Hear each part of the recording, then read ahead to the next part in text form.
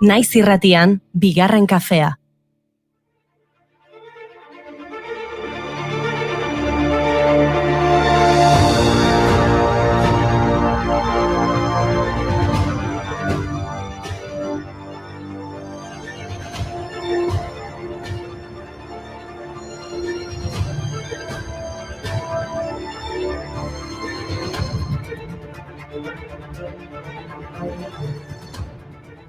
Jaime Torres Bodet, poema mexikarrak eta UNESCOko zuzendari nagusioiak esan zuen artxiboak ez direla hilerri erraldoiak, baizik eta giza kontzientziaren jarraipenerako funtsezko lekuak.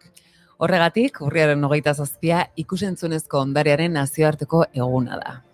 Haze eguna proposa? Ze gaurko egunez zinemagile asko jaio zian? Hala da, Elias Keretxeta adibidez, 1924ean jaio zen Hernaniar zuzendari eta ekoizlea 1988ko Donostiako zinemaldiaren zilarrezko maskorra lortu zuen eta Tabakalerako zineskolak bere izena darama. Eta gaurko egunez ere, Jordi Grau kataluniar zinemagilea jaio zen. Espainian ikusi zen lehen biluzi integralaren arduraduna izan zen. Wow. Eta Roberto Benini italiar aktorea eta zuzendaria ere gaurko egunez jaio zen. La Vita Bella filmari esker, nazioartean ezagun bihurtu zen. Izan ere, Oscar sarietan gizonezko aktore onenarena, kanpoko film onenarena, eta soinu banda onenaren, sariak irabazi zituen eta. And the Oscar goes to... Roberto! And also I would like to thank my parents in Vergaio, in the little village in Italy. They gave me the biggest gift of poverty, and I want to thank them for the rest of my life. Really, but thank you, Mama and Papa. Thank you. Michel Ocelot, zine zuzendari frantsesarek gaurko egunez jaio zen. Eta Ivan Reitman, eslovakiar jatorriko zinema zuzendaria, kanadiarra ere, gaurko egunez jaio zen. Berak zuzendu zuen Beethoven filma. Txakurrana edo musikariarena? Txakurrarena. Superona da. Izango da ona. Zuta txakurrak. Space Jam eta Ghostbusters ere berak zuzendu zituen.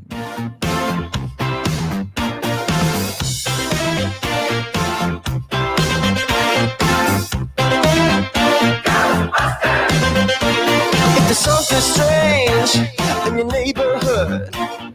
Who you gonna call? Ghostbusters! If there's something weird and it don't look good, who you gonna call? Ghostbusters! Ikusentzunezko ondarearen nazioarteko eguna ospatzeko, Nazio Batuen erakundeak eskuragarri jarri du United Nations Radio Classics, audio grabazio historikoen artxibo digitala. 1940ko hamarkadatik gaur arteko elkarrizketa historikoek osatzen dute. Besteak beste, Audrey Hepburn, Pablo Neruda, edo Rigoberta Menchú entzun ditzakegu bertan. Edo Eleanor Roosevelt.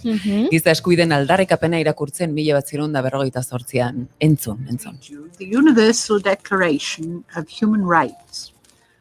Now, therefore, the General Assembly proclaims this Universal Declaration of Human Rights as a common standard of achievement for all peoples and all nations, to the end that every individual and every organ of society, keeping this declaration constantly in mind, shall strive by teaching and education to promote respect for these rights and freedoms, and by progressing...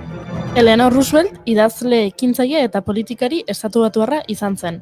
Estatu Batuetako gobernu federalari presioa egin zion Nazio Batuen erakundea babestezan, eta bertako lehen ordezkari bihurtu zen. Nazio Batuen giza eskubideen batzordeko lehen lehendakari izan zen, eta giza eskubideen adierazpen unibertsalaren idazketa gainbegiratu zuen. Eta aipatu beharko dugu baita bere osaba Theodore Roosevelt, Amerikako Estatu Batuetako presidenta izan zela. Zergatik, baino, hola oskatzen da Roosevelten izena? Theodore Roosevelt. Ez que gero nik patinatzen milimetro bat, auskera ingeles batek, eta bronka otatzia. Barkatu baino ez dauka zer ikusik. Ingeles ez duen aktitudea edo joera edo ez dakita auskera zoragarria da.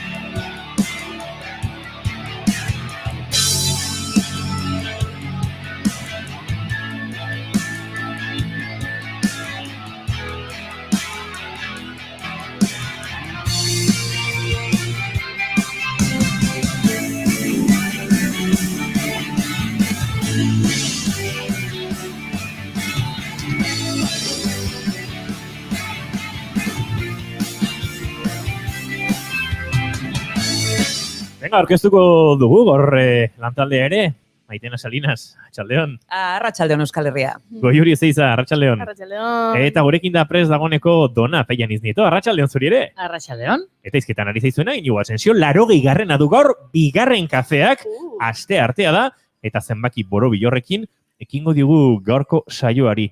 Arrazoiak baditugu eta. Eta arrazoiak izateaz gain, akatsak ere batzutan baditugu. Orain. Au.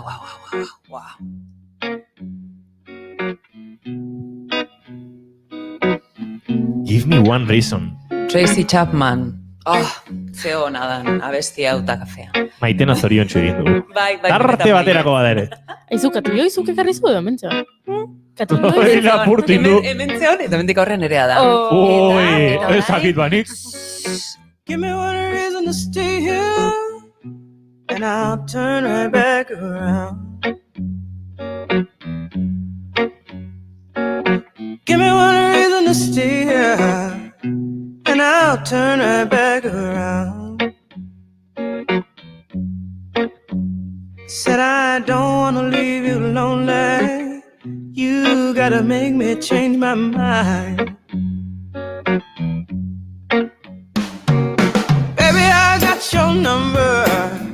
Oh, and I know that you got mine. You know that I called you. I called too many times.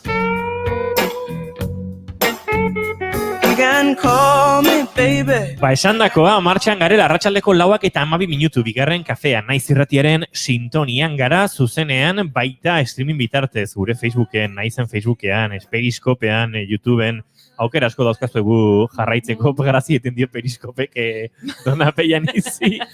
Leku guztietan gaude eta leku guztietan jarri gaitzakezu eta baita ikusi ere, eta naiz eta batzutan itxura goibela hartzen dugun, eta esaten dugun, ze bizitza egokitzen ari zegoen azken asteetan, tira aurpegi onarekin gaude, ez kezkatu. Ze maite du Maitena Salinasek? Zerbait oso ederra pasatu zait gaur goizean. Bai, lanerako bidean nentorren, eta hemen Tolosan, samarra daukat. Sartu naiz, lehen da biziko kafea hartzeko asmotan, eta konturatu naiz behin eskatuta gero, dirurik ez neukela, ez fisikoan, ez? Pentsatu zu, dirurik ez daukala. Badirurik ez. Eta badirurik ez, galditu naiz, txatxat. Emakumeari begira eta esan diot, ai ama, txartel hartzen dezut eta ez da. Eta seitxun esan dit. Bida, lasai egon, aldezunean ekarriko didazu, ez bada gaur, bihar, edo esan diot, baina, hemengo ez naiz, akaso igual datorren astean, lasai. Ez zidan ezertaz ezagutzen, negan konfiantza izan du, eta horrela helarazi dit, lehiziko momentutik. Eta esan dut, hau lehenago gehiagotan pasatzen zen, ez da?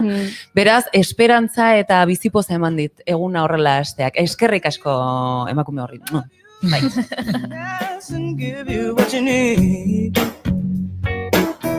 Lasai, goiurik ere egiten du truko hori, diruri gabe joan. Barkatu? Egia esateko, ni izaten normalean, Patrikan dirurik ez dara mana, eta beti nabil hor, fiskate... Eta azaltzen da taberna eta jatetxeetan, dena ordainduta da honen. Ordainduta eta kafea hortxe jarrita bero, prest. Ze fama, ez? Bai, zea pixkat izartxo. Izartxo? Baizu, barkatu, hemen etorriana Tolosaren plan de kaixo Maitena Salinas naiz ez tokat dirurik baina fio zaranitaz, zizantzea, Bueno, izu, baina zu Tolosaldea eta nigo Goierriko izartxo.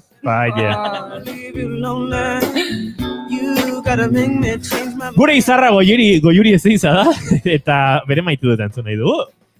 Oso jebia da, hau. Ui! Nere maitu duta izarrak zean. Egitan?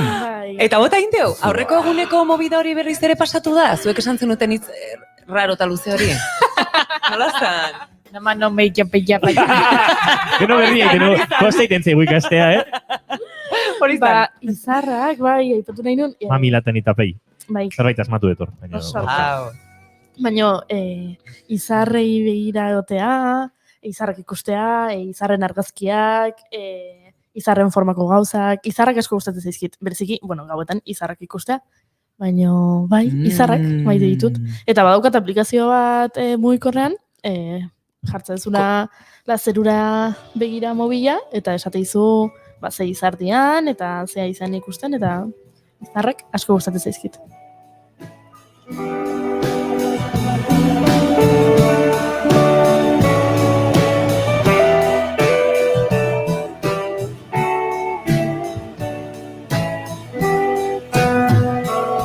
Izarren hautsa egun batean. Bueno.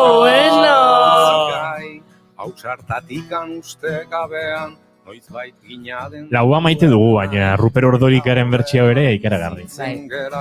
Sortuz eta sortuz gure aukera. Azukreko eskorrak diskotik Ruper Ordorika haundiaren izarren hautsaren moldaketa berezi hau. Oso kafeteroa disko hau, oso bigarren kafekoa. Hortxe agertzen da Ruper kafe katilutxoarekin eta azukreko eskorrak urtzen. Bueno, gure maite dutetan askotan agertzen den kontzeptu bada, sorpresak. Orduan, sorpresa horrela bere hortan esan da, ez da dagoeneko onartzen gure maite dutetan. Ez. Behar da pixka zehaztu. Bai. Bueno, nik maite dut lagun bat agertzen denean, gaur goizan agertu den bezala, kaletik, hemen, gure bigarren kafeko estudio hau kalean dago, bi aldetara kaleak ditugu, eta kristalak, eta ikusten dugu jendea igarotzen, eta jendeak ikusten gaitu, eta bar, eta batean agertu da duela 10 bat egun jaio zen, 15 egun jaio zen umetxoarekin lagun bat. Umetxoa hemen magalean hartuta, eta ari ginen entrevistatxo bat egiten, eta minutu bat horrela keino egin diot, eta hor txitxindu, eta ikusi dugu umea, ze politia enara. Zenara, pederra. Eta zegoixo zeon hor jarrita, itaren bularran kontra. Bai, enbidia eta guzti eman du. Bai. Nera itak bular sendoa dauka, polita dauka. Bai. Badakizu zer egin behin hau bukatuta, saio bukatuta itxaren bularreta bota. Bai. Bai. Baina nire lagunaren bularrera edo? Baita nahi, bai. Zergatik ez begira gizonen artean gehiago egin beharko zenukete hori. Emakumek egiten dugu. Egiten dugu. Guk ere ez pentsa, nik inguran uste baino, jendeak uste baino gehiago dauzkat horrelako lagunak eta elkar besarkatu eta elkar ikutzen dugu, Hori ere maite du. Eta gainera lagun hau da, nire txikitako oso laguna. Badira lagunak ez, oso txikitatik eta elkarrekin udalekudara biobakarrekoaten ginen, eta Pirineotara, eta ez da ginora, eta bai, eta bapatean ezkondu zen, bapatean umetxe auki dute. Superpolitia. Eta bai, tomea superpolitia da! Benetan dala. Eta sorpresa horiek maite ditut, eta bapatean sentitzea, iluntasun puntu honetan, bizi ditugun garai hauetan, ez, badirudi kostatzen ari zeigula, ez, gauzein neurri hartzen, eta berriz ere atzera egiten ari garela ikustea, eta polita da, sentitzea, bizitza sortzen ari dela jendea, eta bizitza hori ari dela, ez, udaberria bezala, iluntasunean, eta arrartean, baloratzen, eta gauren ara ikusi dugu, eta nara, lore horietako bat bada, eta ematen dio, bizitzari egun ilun hauetan, zentzu pixka bat. Bai, argitasun asko. Sortu ginenen borberetik sortuko dira besteak, burruka hortan iraungo duten zuaitzar da aska gaztea. Dona Peianiz nietok prestatu, du ere maite dut, da? Ez dut prestatu, zintzoa izango naiz. Baina, maitean, zuk esan dezunarekin, eta pixkat, gertatzen denarekin hemen, konexio hoiei esker, etorri zait, gaur goizean gertatu zaidana, nahi gabe, edo nik jakin gabe, izan dut goiz oso sentibera bat, oso, ez dakite, bai, emozioz beteriko goiza izan dut, eta goiz hori hasi baino lehen jaso dut lagun baten mezua. Konektatu dut zurekin, eskerrik asko zu bezalako pertsona egoteagatik bizitza honetan, ez horrelako mezuak gero beste bat, emotikono txiki bat bidali dit, eta maitasun guztiarekin zuretzat. Eta horrelako 3 mezu jaso ditut gaur, eta ni maite dut horrelako ingurua izatea, beraz, eskerrik asko lagun maiteak. Iniz baino gehiago laguna gertu sentitzeko beharra badugu.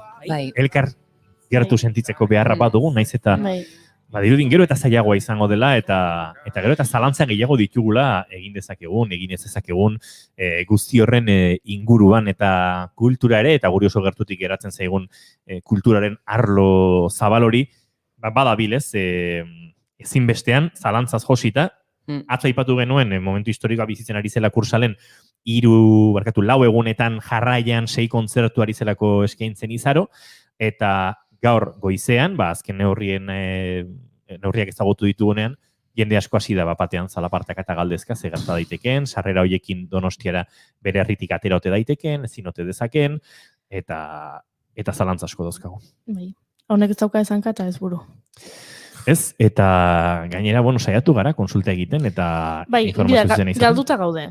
Kursalak, kursala hasi da sarrerak itzultzen. Ze Eusko Jaurlaritzak agindutako neurri berrin arabera, bizilekua dugun udaleretik ezin gara atera. Ordun kursal Donostian dago, eta donostiarrak ez garenok, naiz eta sarrera erosita duki, dirudi ezin dugula. Hori pentsatzen genuen goizean, baina... Bai, parrite dugu, baina bingen zupiria gobernuko bozera maiak, orain esan omen du, saiesteko, baino ez da argi debekua dagoen edo ez dagoen. Edo gomendio den. Hori izan da, Euskal Telebistak publikatu duen notizia bat, honen azken agerraldiarekin. Baina, badirudi, azken informazioa Jaurlaritzako kultur saietik duguna, dala ezin zarela kontzertu batera joan naiz eta sarrera izan, ez bada kontzertu hori izango den hirian edo herrian, bazaudela edo bertakoa zarela. Bai. Hor beste zalantza bat sortzen zaigu. Noiz zaude. Eta noiz zaude, eta zergatik zaude, beraz beste arrazoiren bat aurkitzen baduzu bertan izateko eta behin bertan zaudela joan zintezke, Bai, dena dela, bazpare abixatuko deu, kontzertu ontako, edo beste kontzertu bateko, sarrerak balin bauzkazute, jarri harremanetan, kasu honetan kursalarekin, tickets@kursal.eus, eta behaiek dirua itzuliko dute, bai, kontzertua ospatu aurretik, noski. Ze kontzertua, ospatu ingo da. Igo izango kontzertu donostiarrentzat, bakarrik, kasu honetan. Akaso? Hau ikusita? Jakin izan bagenu lehenago. Baina, ondo dago esperantzara kondenatuan jartzea, Gari... Me viste venir, Te vi boludo.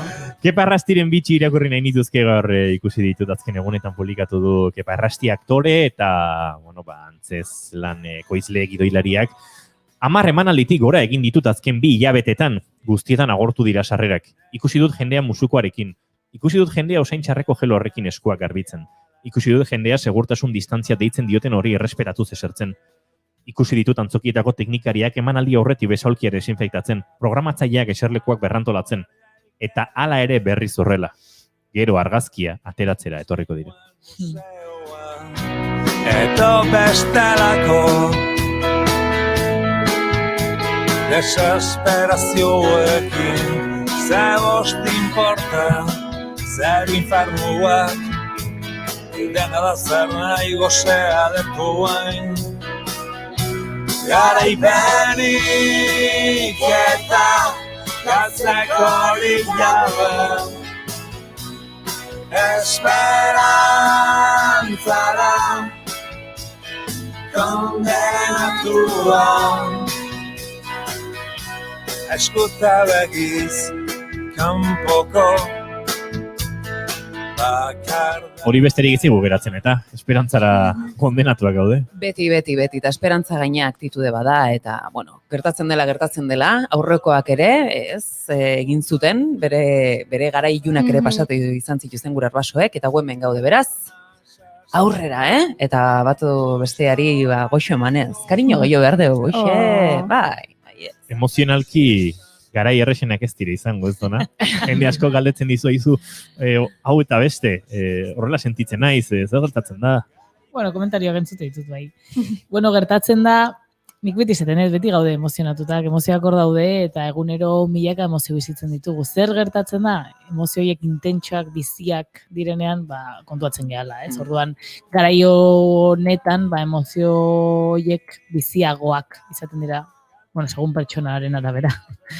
Batzuenak seguro lausotu egin direla, baina orokorrean, ez jakintasuna, ez ziurtasun hori, beldurrak, zalantzak, orain bai, orain ez, horiek azkenean egiten dugu pixkat eferveszentzia emozional batean bizitzea, eta hori kudeatzen ez badegu ikasi, gertatzen da ikusten gela errealitate potente batekin, ez? Batean aurrean ez duzu, zer egiten dut nik guzti honekin. Bueno, gaur Donarekin, Dona Peianiz Nitorekin terapia sistemiko emozionala egingo dugu, azken egunetan, ez du hori egingo? Bai, baina. Baina ezin izango dugu terapia emozional sistemikoa egin, ze kasuak ez ditugu hain sakonkia ezagutuko. Bai, dugu pintzela batzuk bota, gainetik zertzela gomendio batzuk. Bai, terapia ez dugu egingo. Vale, beraz, Galdeteki bat. Donak bere kontsulta gurera ekarri du, baina ezin dugu jendea gurera ekarri. Hori da. Kontsulta, irrati kontsultati. Hori, ezin dugu landu sakonki, baina bai, zeo egingo dugu. Bueno, urentzuleek eta jarraitzen gaituztenek sare sozialen bitartez ikusiko zuten, azken egunetan eskatu ditugula, zuen galderak, zuen kezkak eta plazaratzea eta Donarekin aipatuko genituela, baina oraindik ere, akaso garaizarete, eta gogoratu gure WhatsAppean galderak eta nahi duzuena esateko aukera baduzuela. 688-722-444 telefonoan, WhatsAppa jasoko ditugu, baita streaming bitartez ere, hortxe baduzue, zuen galderak botatzeko testua idazteko kutsatxo bat, eta bertan ere irakurriko ditugu. Eta jaso ditugunetako batzuk behintzat Donari pasadizkiogu, ez dakit nahi duzun gu botatzea, nahiago duzu orden konkretu baten, lehenengoa. Erlazio bat hasi nuen COVID garaian, eta egoera guztionen nahasmena kaltetu gaituela esango nuke. Ez dakit naturaltasun falta beste egoera normal batean emango litzateken, edo ditxosozko egungo errealitatearen preso beldurtiek bihurtu garen. Poesia botaduna. Bai, nik kantutxo bat egingo nuke honekin. Joko zan. Kriston esalia da. Dakit, gogoratu ditxet, errealitatearen preso beldurtiak bihurtu gara. Izango zan gari jarri dugu labain dela gutxi. Igual hortik etorrekoa. Sugestia egin dit. Polita, bueno, nik hemen ikusten dudana lehenengo kontuz ardura kanpora botatzearekin, ez? COVID-aren garaian bizitzen ari garen nahasmeltetu duen erlazioa, ez? Nolabait garaiak kaltetuko balu zerbait. Garaiak ez du berez ezer kaltetzen edo ezer ezerri onura egiten, ez? Azkenean gure bizipenek kaltetuko dute, kaltetzen baldin badute zerbait. Ez orduan, importantea da, edo nik pertsona honi esango nioke, harreman horren aldaketaren ardura hartzea, bai bera eta bere bikotearen gan, ez? Nolabait, ardura eta kontuz ardura eta ez errua, Bai, hori ikasi genuen. Bai. Bai, ez da errua edo zama hori bizitzeko, baizik eta ardura askatasuna ematen duelako, ez? Ardurarekin erabaki dezakegu. Eta hor, behin ardura hartuta, ikus dezake pertsona horrek zer nahi duen eta zer ez. Beraz, egoerak mugitzen ditu gauzak? Bai, noski, beti, baino edozein egoerek, ez? Orain, COVID-aren garai honek, egoera bizia piztu du, emozionalki hitz egin da, orduan, emozioak biziki mugitzen dira. Bai, hala da, baina hori da errealitatea, orduan kontuz errua edo ardura garaiari botatzearekin. Orduan, ikusi nola moldatzen ari zaren zu garai honetan, zer mugitzen ari da zure barruan, ez?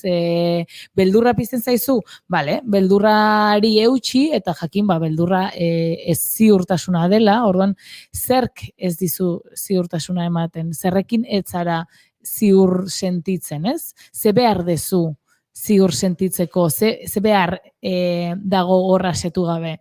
Bai zuregan, bai bikotearengan, bai harreman horretan zer da bapatean ez ziurtasuna sortzen dizuna. Nik bai galdera horiek botako nizkiola, pertsona horri pixka eta hausnartzeko eta ardura hori beregan hartzeko, ez? Gero, naturaltasun falta horrek ere atentzioa ematen dit, eta bai, zer da naturaltasuna, ez? Zer da zuretzako naturaltasuna, zer eskatzen diozu harreman bati, naturaltasunaren inguruan, zer ez dezu ikusten, ze agian ez da egoera, agian zuk nahi dezu egoera, naturaltasuna baldin bada zuretzako, ez dakit, gauzak fluidoak izatea inventatzen ari naiz, ez? Niretzako hori izango zan. Eta pasioa tarteka gertatzea. Hori da.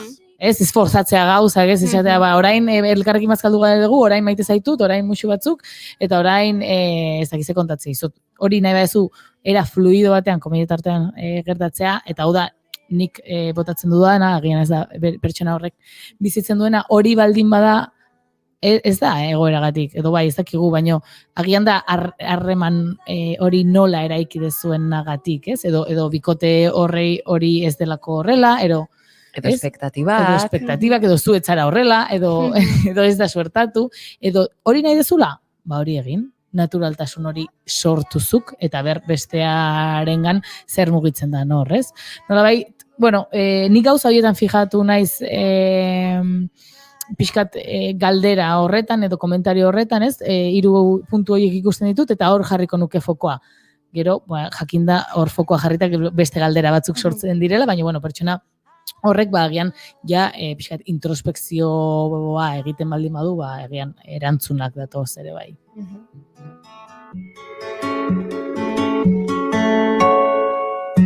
Begitxoiekin behiratzen zenidan esan ez... Da beraz, bizi dugun garaiarekin lotutako kezka, orokortu bat, eta kezka horiek plazaratzen dizkiguten zulek, batetik, amodio edo bikote harremanari dagozkionak, baina beste kezka bat ere plazaratu genizun, edo larazi genizun dona, honek galas esaten du, kaixo, pertsona baikortzatut nere burua, baina bizi dugun egoeraren aurrean, eta denbora luzerako doala ikusita, nola kudeatu dezaket nere baitan sortzen ari den tristura emozionala? Badirudi nere baikortasun positibismoa dio berak, nere positibismoa agortzen hasi dela. Eskerrik asko, Dona. Zenbat egongo diren horrela. Badugu lapiko bat baikortasunarekin edo optimismoarekin eta gastatzen doa, agortzen doa. Lehenengo eskerrik asko zuri pertsona baikor hori. Lehenengo, baikortasuna da sortutako identitate bat, baikortasuna ez da ezer. Baikortasunarekin bai alarma, bai pizten zaizkit nolabait alarmatxoak, bale. Lehenengo identitatearen inguruan, ez? Nik nere burua baikortzat hartzen baldin badet, nolabait ez konsienteki bada ere, ezeztatzen ari naiz ezkorra izatea. Eta orduan ezkortasun hori ez dut ikusten eregan lehenengo, eta hor badago, beti dagolako, beti polaritateak ni baikorra baldin banaiz, ezkorra izan behar dut, ze poloak dira, ez? Eta konpentsatzen gara beti.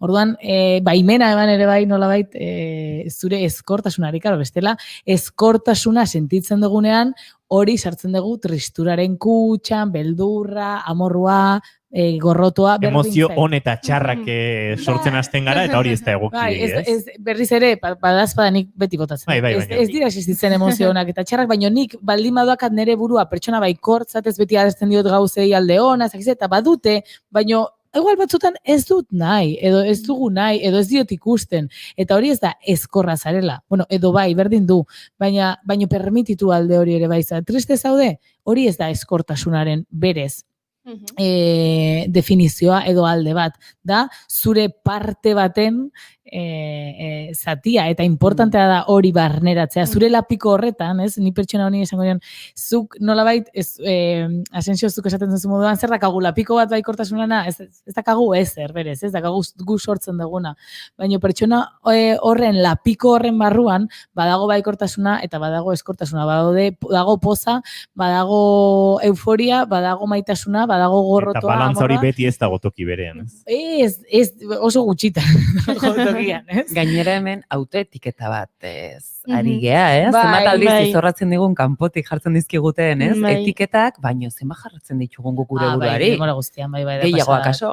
Bai, Karo, gero pertsonok behar ditugu etiketak jakiteko, behar ditugu komunikatzeko, behar dugu jakin hau dela mikrofono bat, bestela ez nekin honekin ze egingo, ze egin behar dut, belarrian jarri, ez mikrofono bat da, hitz egiteko, honi, perfecto, pues emozioekin berdina gertatzen da, edo etiketekin. Ni naiz pertsona bat, baina etiketa jartzen baldin baditugu, kontuan izan beste alde hori, adibidez, baikorra eta ezkorraren kasuan, ere badagola zuregan. Orduan, tristura bizitzen ari zara? Tristura bizi. Tristura bizi, agian ez da atsegina, hori ulertzen dut eta hori erosten dizut. Agian ez dakazu kontaktu handia, gaina, pentsatzen baldin baduzu pertsona baikorra zerela, nolabait, agian ez dakazu hainbesteko harremana, ez? Tristurarekin, edo pertsona horrek ezkorraren barruan sartzen dituen etiketa horiekin, ez? Edo bizipen horiekin. Orduan, lehenengo, pertsona baikorra zara eta izango zara zuk nahi dezuna munduan, orduan hor, Eskama hori kendu, ezta? Nik bai, Harin jun. bizi hori, ardezun lasaien, ez? Eta jakin ere, eskortasuna, zuk deritzozun eskortasuna baldima dago ere, zure barruan dagola. Eta ez ez gertatzen, eske behar dezu, eta behar dugu, denok behar dugu, alakoak bestela deskonpentsatuak ibiltzen gara mundutik. Eta pentsatu natura dela oreka bilatzen duen sistema bat, eta gu natura gara. Orduan beti orekatzen gaude. Orduan, egoera honek agian sortu dizu tristurarekin konektatzeko errestasun gehiago? Onkietorria, nolabait. Esan da, agian desatxigina dela eta ezakazula tresnarik. Baina tristura da, galera baten aurrean sentitzen dugun emozioa. Orduan, zer galdu duzun identifikatzeak lagunduko dizu, tristura hori bizitzen pixkat desapego handiarekin, edo handiagoarekin, kontzientziarekin eta era neutroago batean. Askotan emozioekin gertatzen zaiguna, da emozioek berez ez da katekarga emozionala, guk jartzen diogu, ez? Tristura niretzako da, kriston bajoia, hori da, bakoitzak jartzen diogun karga. Orduan, desapegatzeko edo era neutro batean bizitzeko bai emozioaren mezua ikustea interesgarria da. Orduan, ze mezuek hartzen dizu, ze galeragatik bizitzen ari zara tristura hori? Orduan, galera identifikatu, permititu zure barruan tristura hori egotea eta ez da berez, ezer eskorra, eta zure alde eskorra, eta ez dezu galduko zure positibismoa, baizik eta seguraski zure tristurak elikatuko du zure positibismoa era zuretzako onuragarria. Orduan, bizi, saiatu ez reprimitzen, bizi eman denbora, eman tartea, mimoa, goxotasuna, aldezun, azkenan tristurak hori eskatzen du, zuretzako denbora, goxo, gustatzen zaizkizun gauzak egiten, intentsitatea jeisten, erritmoa jeisten, eta entzun gorputza, entzun tristuraren mezua, eta gutxinaka ere ikasi galdutakoa gabe bizitzen. Dolua besarkatu, ezta? Eta aurrea. Beno, Dona Pellaniz Nieto, emozioteraputarekin ari gara, aste artero bezala. Lehengo demoradian asteazkenetan izaten zen horregatik egin ez zabantza. Baina zuek ere galderarik baduzu edo zerbait berarekin konsultatu nahiko bazenute, 6-8-8-6-2-5-4-4 6-8-8-6-2-5-4 telefonoan, WhatsAppa, mezua, esamesa edo delakoa bidali. Esamesa bialtzen baduzu oso pintas sentituko dugu, oso giro nostalgiko zarkituan horrela SMS bat, eta gustora irakurriko dugu hori ere. Bueno, bi bota dizkizugu, Dona, esan? Nik badaukat bat. Bale. Hemen inberdet edo junberdet Instagramea edo mobiletik. Nik eskertuko nuke SMS bat bialtzen. Tantan bidez, arren. Bai, hemen oso musikala gehiata. Fax bat bidez. Ez, zuzenean. Bia, ni batzutan triste sentitzen naizenen, gustatzen zait tristura hortan atope sartzea. Eta orduan jartzen ditut abesti tristeak, edo bideo triste bat. Zein da abesti triste bat zuretzako adibidez? Ze galdera ona. Du balio Iker Lauro basatea, gizajoa beti esaten diogula ere musika tristea. Kotxaba. Phineas, Break My Heart Again. Phineas da F-I-N-N-E-A. Bai. Badaki, horre iristea. Eskerrik asko Maitena. Ez da reatia. Gustatu zai galdera hori, azkenean, zu galdet zer da abesti bat tristea zuretzat, askotan nik kontsutan egiten ditudan galderak zer da tristura zuretzat, ez? Azkenean, emozioa bakoitzarentzat gauza ezberdina da, baina bota segi. Orduan, nik itetau, ni triste nago, eta jartzitut abesti tristek edo bideo triste bat, geroz eta tristeago nago, baina nik bilatzetoi. Bale. Hoi toksikoa da. Toksikoa egiten zaizu? Ez dakit. Ze galdera hona egite itxon, Zuri, goatek galdetzen nik goza bat? Bai, klaro. Lortzen dezu tristura hortan murgildu eta tristura hortaz neurri batean gozatzea ere, ez? Badao puntu bat hor min tristura gozamen hor, eta estanda egiten du, gerora liberazio bat sortzen zaizu? Bai. Bizitza kultura batean gaur egun toxizidade erlazionalaz eta bizipen toksikoetaz asko hitz egiten dela. Eta toksikoa berez ez da ezer, segun zuretzako nola bizitzen dezun. Niretzako onuragarria den zerbait, agian norbarentzako beste norbaitentzako ez da, eta toksiko bezala bizi dezake. Orduan, toksikoaren etiketekin nire nago pixkat, ez nago, pixkat, bai, saturatuta horrekin, ze uste batzutan kaltegarri bihurtzen dela. Orduan, zuk nola bizitzen duzu regozijo hori, edo behar hori, ez? Nola behar dut murgildu. Azkenean, lortzeko hortik ateratzea, baino gertatzen da, bai, lortzen dut, baino ez dut prozesua gustora bizitzen. Bueno, pues hor ikusi genezake, zerk eramaten zaitu horrela jokatzeak, ez? Azkenean, egon daiteke patroi bat, eta patroi hori ez izatea oraintxe bertan onuragarria zuretzat, baino noizbait bai izan dela onuragarria, orduan, aldatzen goazen einean, batzutan gure joerak eta gure patroiak aldatu egin behar edo nahi ditugu, orduan horre egongo litzateke. Zuk gustora bizitzen duzu gainera da zerbait agian identifikatzen dezula ondo etortzen zaizula eta behar dezula? Ba, aurrera, jarraitu. Nik hori esango nizuke, eta bai, ikusten badi maizu bizipenak, edo horrekiko dituzu bizipenak, ba, ja ez direla plazenteroak, edo ez dizutela onik egiten, ba, hor bai, aldaketa bat egin genezake. Eta pentsatzen dut baita denborarekin zer ikusi izango duela, naiz eta bakoitza bere denbora behar duen, ba, batzutan akaso gehiegi luzatu ezkeo, hori ja beste kontu bat, arreta jarri behar dugu. Izango litzateke, ez da beti ere kontuz. Bai, doluekin arreta izan behar dugu, baino malgutasunare bai, baino beti ere konstante. Dolua prozesu dinamikoa da, eta bakoitzak behar duen denbora, eta behar duena, arreta jarri behar dugu, baino ezin dugu esan, venga, jazta, bukatu da, porque ez da la bakoitza behar du bere prozesua. Importantea da, hori dinamikotasun hori egotea. Decade later, that same perfume, those same sad eyes. Eta hemen badago ikusi nuen orain dela gutxi post bat edo ez dakit meme bat zan edo horrelako bat esaten zula. Triste nagonean peli tristeak jartzea eta musika tristea jartzea zergatik eta erantzuten zioten. Eske nola zan, minus gehi minus da plus. Ze politxe. Parraundia mantzean eta, bueno, anekdotiko bezala kontatzeko. Behin, Txiolandian Twitterren ikusi nuen, eta grazia asko egin zidan, norbaite jartzen zuen, triste sentitzen zela, eta holakotan, musika tristearekin buelta ematen ziloan, eta zaizer, eta Ismael Serrano kantautoreak erantzun zion, haizu, oen dela bi aste diskat kaleratu nuen, eta igual lagunduko izo. Oso ona da hori. Ze ona onartzea, musika triste xamarra egiten dezula, hola, inungo komplejuri gabe. Handia da Ismael Serrano. De reakzio egon ziren, da denak ez humoretik, ez? Baina begirazte ez egoz ederra lortu zuen, ez? Tristeziatik eta tristeziaren inguruan, parra, ez? Sortaraztea. Ze ona, bai.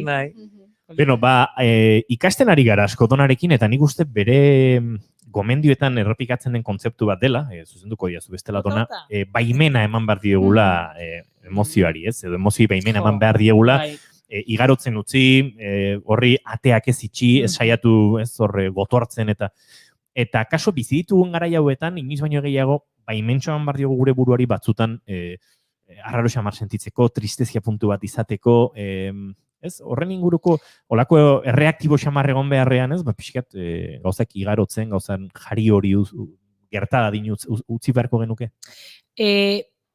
Bai, ala baldin bada. Hau da, zu horrela bizitzen ari bazara egoera, baimena eman. Gero, igual, eske, orokortzea emozioekin, nei ez da gustatzen, ze ez da errealitatea edo ez dituzte errealitatea denik egia da, egoera hau menera eramaten gaitula, eta zoramenera, eta hori, ez ziurtasun horrekin konbibitzera. Orduan, baimena eman, emozioa bizitzen, dena delakoa berdin du, eta kontuz. Ze emozioek emozioak lotuta daude pentsamendu batzutara, ez? Pentsamendu inkonsiente eta mezu batzuetara, ez? Emozioek ematen diguzkigutelako mezuak. Baimena eman eta ez sinistu guztiz. Hau da, imaginatu, beldurra sentitzen egin naiz, ziurtasuna dela eta, ez? Ziur nago eta azten naiz bentsen, igual jote maldima zea ez dakin horak, kutsetuko zea ez dakize. Claro, beldurraren funtzioa da ni babestea, orduan beldurrak ingo du bere lana. Mezuak bidali, ni babesteko nola, alduen neurrian gehien, ez? Orduan, hor, konstiente izan, ostia, ziur nago beldurra bizitzen ari naiz, baina kontuz, ez sinistuko beldurrak esaten duen guztia. Nolabait izango naiz hor, pixkat, ordena jartzen duena, eta horrela emozio guztiekin, ze triste gaudena, azten gara, eske beitu, eta hau gertatu zait, eta bestea, eta ezin dezu ezer egin, eta etxean geldituko naiz, eta batzutan, ala da, eta perfecto, baina beste batzutan, tristurari esan oso ondo maitea, pasadeia arratsalde guztia etxean, indar berritu naiz, bi peli triste ikusi ditut, txokolate pila jaten, eta bihar lanera jungo naiz, edo lagunekin geldituko naiz, edo paseo temangoet, nolabait, erlazio bat, harreman bat izan behar dugu emozioekin, ez bakarrik pasiboak izan, emozioak ni gidatzea, ez, guk gidatu behar ditugu, edo elkar bizi behar dugu emozioekin orduan, baimena eman behar diogu bizitzeko, porque bestela reprimitzen ari gara, baina ez dugu euneko unean emozio hori sinestu behar. Eta gauza bat, askotan emozioen inguruz hitz egiten dugu, sentimenduak, emozioak. Bai. Ze desberdintasun dago. Ze batzuentzat nik akaso zerbait dauket buruan. Nik ikusten dut haintxe, donaren aurpegian, horrelako esaldi mitik hori, ze ondo galdera hori egin didazula. Bai, egia da, emozioetaz, beste batzuk sentimenduak aipatzen ditugu, badaude esaten dutenak sentimenduak zerbait egonkorragoa dela, sensazioak aldiz ez, baino nahiago zuri galdetzen. Nahi badezue, urrengo asterako uzen dugu hau, ze pentsatu esaldi motzean azaltzea, baina eske honek ni ja, claro, honek eskatzen dit beste gauza bat azaltzea, gero beste bat, orduan, nebezue, emozioak, sentimenduak, sentsazioak, aldarteak, eta hoien guztien arteko ezberdintasunak, urrengo astean azaltzen. Dagoeneko badakigu gaia hori izango dela, eta entzuleak ere badaki, saretan galdetuko diogula bakoitzari, ze uste duen dela gauza bakoitza. Ingo dugu hori dona? Venga, jendeak... Bai. Zuentzun aurretik... Claro, hola mugitzen dira gauzeta. Emozioekin importantea da barruak mugitzea. Beno, labur xamar, azkeneko kasuan, murgilduko gara. Kaixo, Dona, aurrekin lan egiten dut eta bizitzen ari garen egoera honetan, aurrei emozioak gestionatzen laguntzeko baliabide asko galdu ditut. Besarkadak, laztanak, gertu sentitzea, oso zaila egiten zein momentu askotan begirada edo saldi bakar batekin lehen egiten genuena ordezkatzea. Guzti honek ondoriak izango ditu hauengan. Ikusten ari naiz, jeloskor edo zeloak sortzen direla lehen baino askoz ere gehiago, eta ez dakit nola lagundu. Nola ikasi dezakegu zelo horiek, jeloskor jarrera horiek kudeatzen? Bale, bai egia da, aurrekin gertatzen ari da niri ere batzutan kezkatu egiten nagoela, ze aurrek ikasten gaituzte. Orduan gu, maskararekin, ezin ditugula ikut eta bai gauzak edo komunikatzeko edo emozioak kudeatzeko aldetik bai galtzen ari garela, nola baitez. Hor, begirada batekin bagian gelditzen da oso airean, baina mezuak, ahosko mezuak atope. Osea, atope horrekin esan besarkada batekin esaten duguna, orain inbar dugu gure lana da, heldu bezala itzuli, ezin baitugu besarkadak eman, edo ez baditugu nahi eman, besarkada horiek itzuli hitzetara. Eta esan hitzekin, besarkada batekin esaten duguna, izan ere aurreko oso ondo ulertzen dute hori, esaten diogun guztia, baina oso ondo gu pentsatzen duguna, baina askoz hobeto. A ber, hitz egiten badiegu terminologia filosofiko batekin, baina ez, baina aurren hizkuntzan. Sailburuak gaur kontzertara joan edo ez azaldu duen moduan, azalduko bagenizki gauzakumei, elukete zer ulertuko, lasai, guk ere ez dugu ulertu, orainik ez dakigu gaur Donostiara joan ote daiteken Gernikar bat, zalantzarik gabe bezetze edo, bueno, ez dakit, Gernikar bat, ez da astigarragar bat, edo ez dakigu. Baina badakigu, beharrezkoak ez diren desplazamenduak ezin ditugula egin. Ez dakiguna da, zer den beharrezkoa. Bueno, umei gauzak orduan garbi esan bat. Hori da, alik eta garbien liatu gabe, baina liatzen baldin magea, maitea liatu naiz. Eta jazta, eta behaiek benetan ulertzen dute. Eta jeloskortasunaren inguruan, azkenean, jeloskortasuna da, nik pentsatzen dudanean, zu eta nire arteko harremana bakarra dela. Eta ikusten dudanean, edo sentitzen dudanean, edo irudikatzen dudanean, zu ari zarela harreman bat izaten, berez, nerearen berdina del, hori da, nerearen nazena, beste batekin hor jeloskor jartzen naiz. Orduan, hor aldiegu azaldu aurrei gure arteko harremana bakarra dela. Ezin dira bi harreman errepikatu, hau ez dakinarentzat, hala da. pertsona batekin duzu harremana ez da izango inoiz bestearekin duzun berdina, naiz eta antzekoak izan. Eskuko aztarnak bezala. Hori Orduan. Hori da. Ze pertsona bakarrak garen ez, gure artean sortzen dira harremanak ere bakarrak dira. Orduan, hori azaldu maite ditugula, azaldu zainduko ditugula, azaldu naiz eta besteekin harreman mota afektiboa izateagatik, behaiei ere bihotzean daramagula edo nahi dezuen kontua kontatu, baina hori mezuen bidez azaldu daiteke, eta benetan aurrek ulertzen dutela. Eta behar dutela 1000 aldiz errepikatzen mezua, 1000 aldiz errepikatzen dugu aldegun neurrian. Gero, ipuinak, jolasak, abestiak, importantea da aurrek, importantea da jakitea aurren hizkuntza emozionala dela, ipuinen bitartez, abestiak, hori, korporalidadea, orduan, mezuak ere geroz eta poetikoagoak izaten baldin badira, hau da, azaltzen diegu gauzak nola diren, baina gero ez hain razionalak direnean ere behaiei erraxago iristen zaizkia. Beste sentiduak pizten bazaizkie hobeto, ezta? Hori da, Maitena, mi esker. Ez azte asko, neska. Ni kafea dauketeta, Baina, kafeinik gabekoa. Bueno, baino psikologikoki egiten ditu. Saia berak, piztu intzait.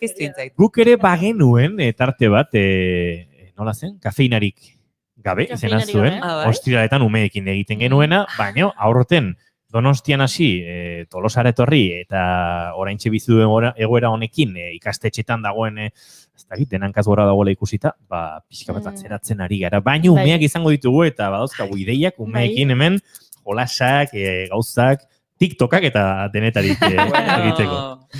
Goiuri, lehen aipatu duzu, tristeza denean, ze abesti jartzen duzun. Nik uste dona agurtzeko, behar dugula pixkat kontrakoa.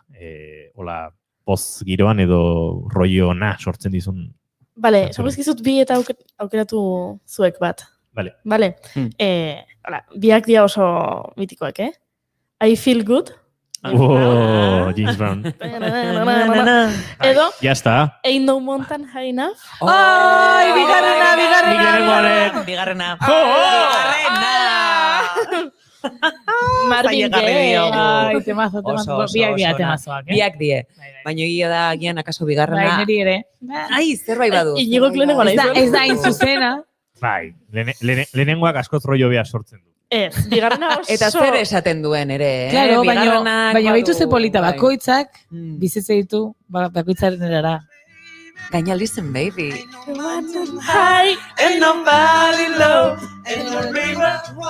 Hau dago hartaldea, hemen biltzen garena, bigarren kafearen estudioan. Dona Pellaniz Nieto, mila esker datorren astean kontatu behar diguzu emozioak, sentimenduak, sentipenak, aldarteak, hori dena, nola zehaztu. Eskerrik asko. Zuei, placer bat. Mila esker.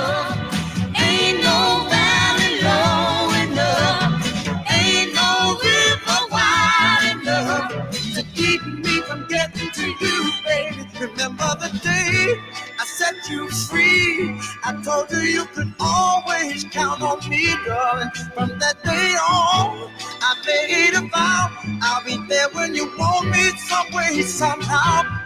Oh, baby, that ain't no mountain high enough. Ain't no valley low enough. Ain't no river wide enough. Agordona. Oh, no, darling. No wind, no rain, or winter's cold can stop me, baby. No, baby. 'Cause you are my love. If you're ever in trouble, I'll be there on the double. Just send this for me, oh, baby. My love is alive, down in my heart, although we are miles apart. If you ever need a helping hand, I'll be there on the double, just as fast as I can. And don't you know that there ain't no mountain high enough, ain't no valley low enough, ain't no river wide enough. Keep me from getting to you, babe. Don't you know that there ain't no mountain high enough, ain't no valley low enough. Ain't no river wide enough. Ain't no mountain high enough. Ain't no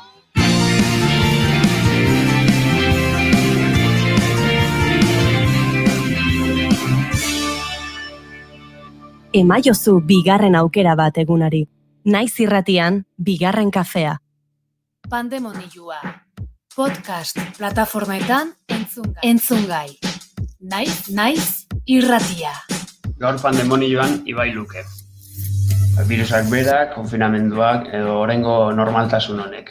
Nola daramazu? Kanpora nindoan bizitzea, kanpora Euskal Herria, baina, nire herritik kanpo, eta harrapatu zidan gurasoen etxean, orduan, psikologikoki izan da oso gogorra. Batez ere hori, zure bizitzaia danen, etxetik kanpo 5 urte eraman ondoren, eta zure bizia da bizi queer bat, da bizi aske bat, da bizi bat nun erlazio sexoafektiboak eta zurekiko harremana beste erabatekoa dan. De repente aurkitzezea hori, zure gurasoak dauzkate 70 urte eta 60 urte, kontatu behar diezu ez ni etxian takoietan ibiltzen naiz, zekalera ezin dut atera edo ezin naiz festa batera juntakoietan, eta takoia jarri nahi ditut, eta etxean ibiliko naiz takoietan, ez? Gertuen eta errexen ikusten dudana iteko eta nahiko garbi daukatena, bat izango da interbentzioan nun tatuaje bidez, jende ezberdina gonbidatuko dut nire gorputzean, nire azalian, 13 tresen raia jolastea.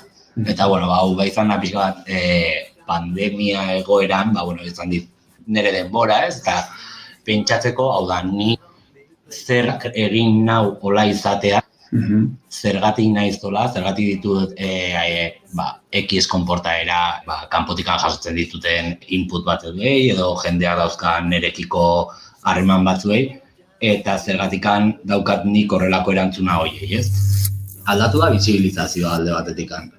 Eta bisibilizazioa ez daukagun momentutikan ez gea existitzen. Eta orduan ez gean existitzen detikan ezin dugu harremantu. Eta hau dijoa lotuta jende queer guzti honekin, queer izaera badaukaguna, edo, behintzat, masaren eta binario honen barruan sartu ez gaituzten guztiona. Lurraren politikan sartuko gara berriro eta ez dugu egingo ezer zuek ez dutulako nahi, ez gehalako zuen kanonetan sartzen, ez gehalako binarismo hortan sartzen, ez daukagulako lan finkorik, ez daukagulako bikote finkorik, ez daukagulako seme-alabik, ez daukagulako txakurrik, ezin dugu kalera atera. Naiz irratian zaudete eta hau pandemonioa da. Es lo que tengo, y yo no creo en Dios, es lo que tengo, no creo en Dios.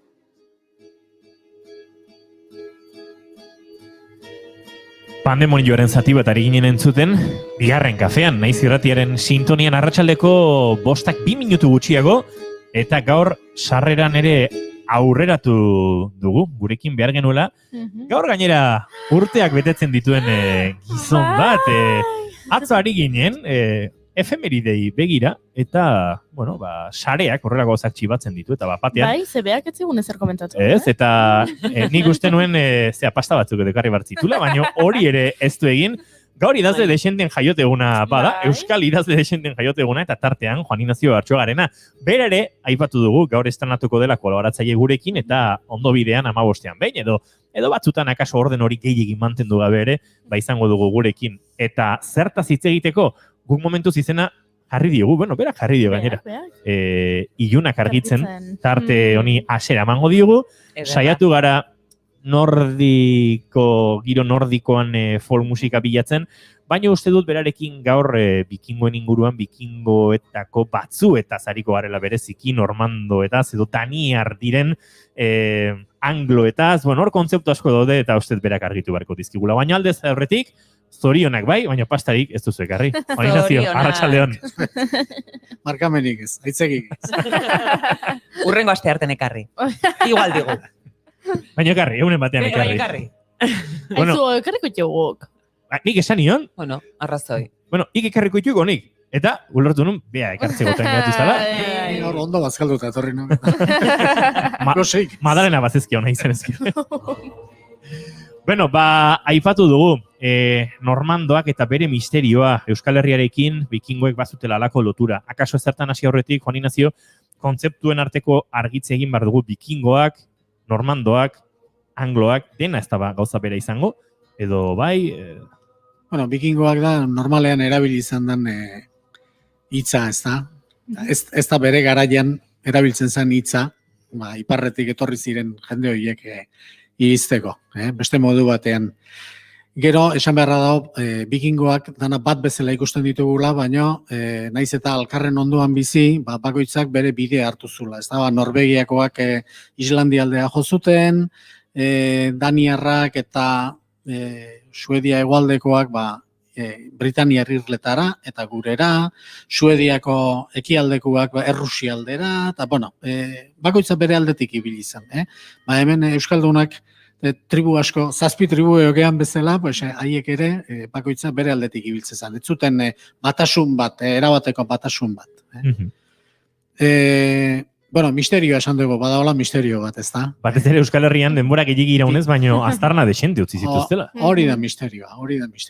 Alde batetik daukagu historiak erakusten diguna, eta historiak esaten digu 200 urte edo egon zirela gure artean, eta historiatik dakigunez edo orain arte kontatzen zigutenez, 200 urte hori, gehien bat kosta ertzean, itxasertzean geratuta, eta han bere ontziak erreparazioak egiteko, eta behar zuten egurra, eta burnia, eta haik lantzeko, Urdaibain alde batetik, eta gero Baiona inguruan bestetik, hori zan kontua, ez da? Matezun, 200 urteko egonaldi bat, batetik laburra, eta bestetik axaleko xamarra esango genukena, ez da? Eta, hori da historia kontatzen diguna, baina gero, pixkat aztertzen hasi ez gero, ikusten dugu, sekulako eragina izan duela haien kulturak gure kulturan. Zergatik ematen da hori, zergatik izan diran intentxo guretzat? Arlo askotan, hori aurki dezakegu toponimian, leku izenetan. Askotan, bikingo bezala, edo normando bezala identifikatzen ez ditugun izen asko eta asko hangoak dira. Arkitzen dugu mitologian, euskal mitologiko mito asko hangoak dira, aurkitzen dugu gure erakundetan, esan nahi dut, ez dakit, Pirineotako zuzenbidea esate zaiona, eta hainbat ohitura, espainol da frantsesen zuzenbide erromatarrean oinarritutako araudietatik separatzen gaituzten hainbat eta hainbat gauza, haien berdinak dira baita ere. Gauza asko daude, komentatuko ditugunak denbora baldin badugu. Orduan, badago, misterio hori da, ez da, nola hain denbora laburra pasata, eta itxuraz hain, modu bazterrekoan, itxasertzean, eta gero beste aldetik hainbesteko eragina, ez da, ez dira ondo ezkontzen bi gauza horiek, ez dira ondo ezkontzen hor. Horrelako galdera edo airean geratu diren gai interesgarriak utzita, eta denbora izan da, heldu horiei, eta tira, ipatu duzu toponimia, ipatu duzu legeari dagokionez, mitologia, hasi nahi duzun tokitik. Izen horiek. Izen horiek, hasiko gea, bakizu kontu egiten, eta aspaldiko kontu ez ari zarenean, kontu handiz ibili behar duzu. Ohitura gehiagi dago, jende batzek hitz egiten dizu paleolitikoaz, antxe bertan mamuta merindatzen egon izan balitzen. Joera badugu. Halako seguridade batekin, eta esaten zuen hau hola da, eta beste hala da, eta aurreneko gauza, apaltasunez hurbildu behartzea, ez da, holako kontuetara. Orduan, seguruenetik edo seguruagoetatik abiatuta, baditugu hainbat hitz badakigunak Eskandinavian ze esan nahi duten, ezta? Eta hemen aurkitzen ditugunak, eta gainea esan nahi aldetik koherenteak direnak. Esate baterako. Mundaka daukagu Bizkaian, eta hemen Urumeako jesuiten unibertsitate inguruan badugu Mundaitz. Hori da. Hemen daukagu Mund. Mund da herrioa. Da bokalea. Ibaia itxasoratzen den gunea. Hor dana daukagu esan nahia, daukagu kokalekua, dana koherentea da, badakigu hitz hori hangoa dela, ezta? Baina, hor segitzen dugu, itxas bazterrean egoten, eta nolabaiteko okupazio axaleko baten testu inguruan. Orduan, itxasotik barrena sartuko gea pixka bat, ezta? Burunda, edo foronda, azkenien berekoak direnak, hori ere hangoa da. Eta da, pertsona izena. Eta da pertsona izen mitologikoa.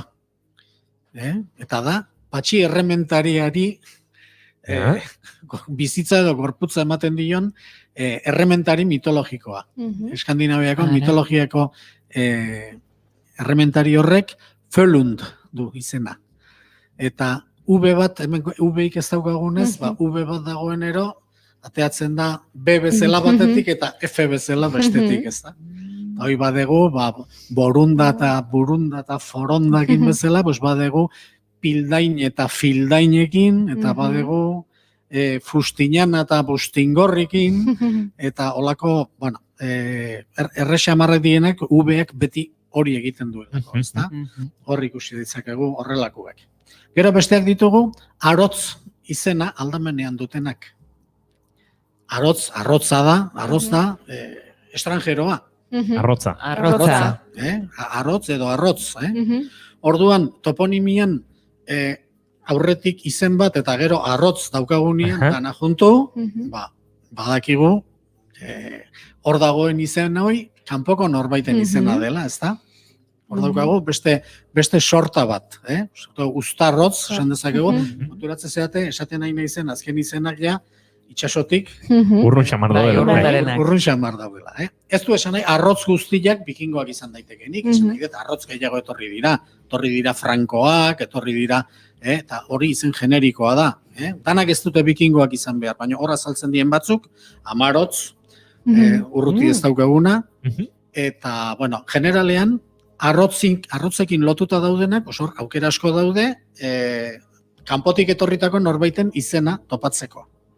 Eta gero, normalean, etortzen den jende hau, etortzen diren arrotz hauek, jabetu egiten dianez, eta, militarki indartsuenak eta dira, eta feudalismoa garaian gaude, eta orduan, egiten dituzte, bere lurraldeak konkistatu, okupatu, markatu eta mugarriztatu. Eta orduan, jabetza seinale horiekin lotuta, aitz edo mundaitz, aitz askotan izaten da gazteluen izena, aitzetan jartzezalako, ez da. Aitz aurretik datozen hitz asko, izen propioak die baitare. Edo ibai, edo arte, edo aritz, edo muga seinala dezaketen olako izenak, ez da, asko. Zenba pertsona konturatzen arituko diren. Aitz hori batzutan atzen amaituko da, ez? Edo kontzeptu ezberdina dira. Abizen batzutan atz amaitzen direnek? Ez, aratz, daiteke, aratz da erreka, orduan horrek ere muga bezala balio du. Olako izen askoren aurretik dagoena, olako izenak die, askotan, ez da? Gero oso tipikoak dien, ND letrak juntu dauzkaten mundaitzen bezala. Amundarain. Amundarain, berdin. Orendain, ilundain, abendaino. Olako, oitanak, zu joten balin mazea iztegira, ikusiko duzu, abend, izen eskanda, kentzen diozu, amundere, noski. Kentzen diozu hain edo ano, edo olako, hemengo zeak, jabetza marka diren zea horiek, eta gehatze zaizun parte hori, zoaz Googlea, eta 195 arkituko duzu, kontxo, ze kasualidadea. Nik 300 gorako lista bat daukat. Ez du esan nahi danak izango dienik, ulertu dugu. Baina aukera egon daitekela. Gaina batez ere, monosilaboak direnian, baina ja, 3 silaba dauzkezunean, abornikano. Bueno, jabornek dago izena. Kontxo, abornikano, euskeratik... Nekez naturak irtengo zen, ez? Bai, trabudua. Astrabudua. Trabudua da, aitza. Trabudua da, trabot. Izena, izen normandoa baitare. Ibarrangelu? Ibarrangelun ez dago ibarrik.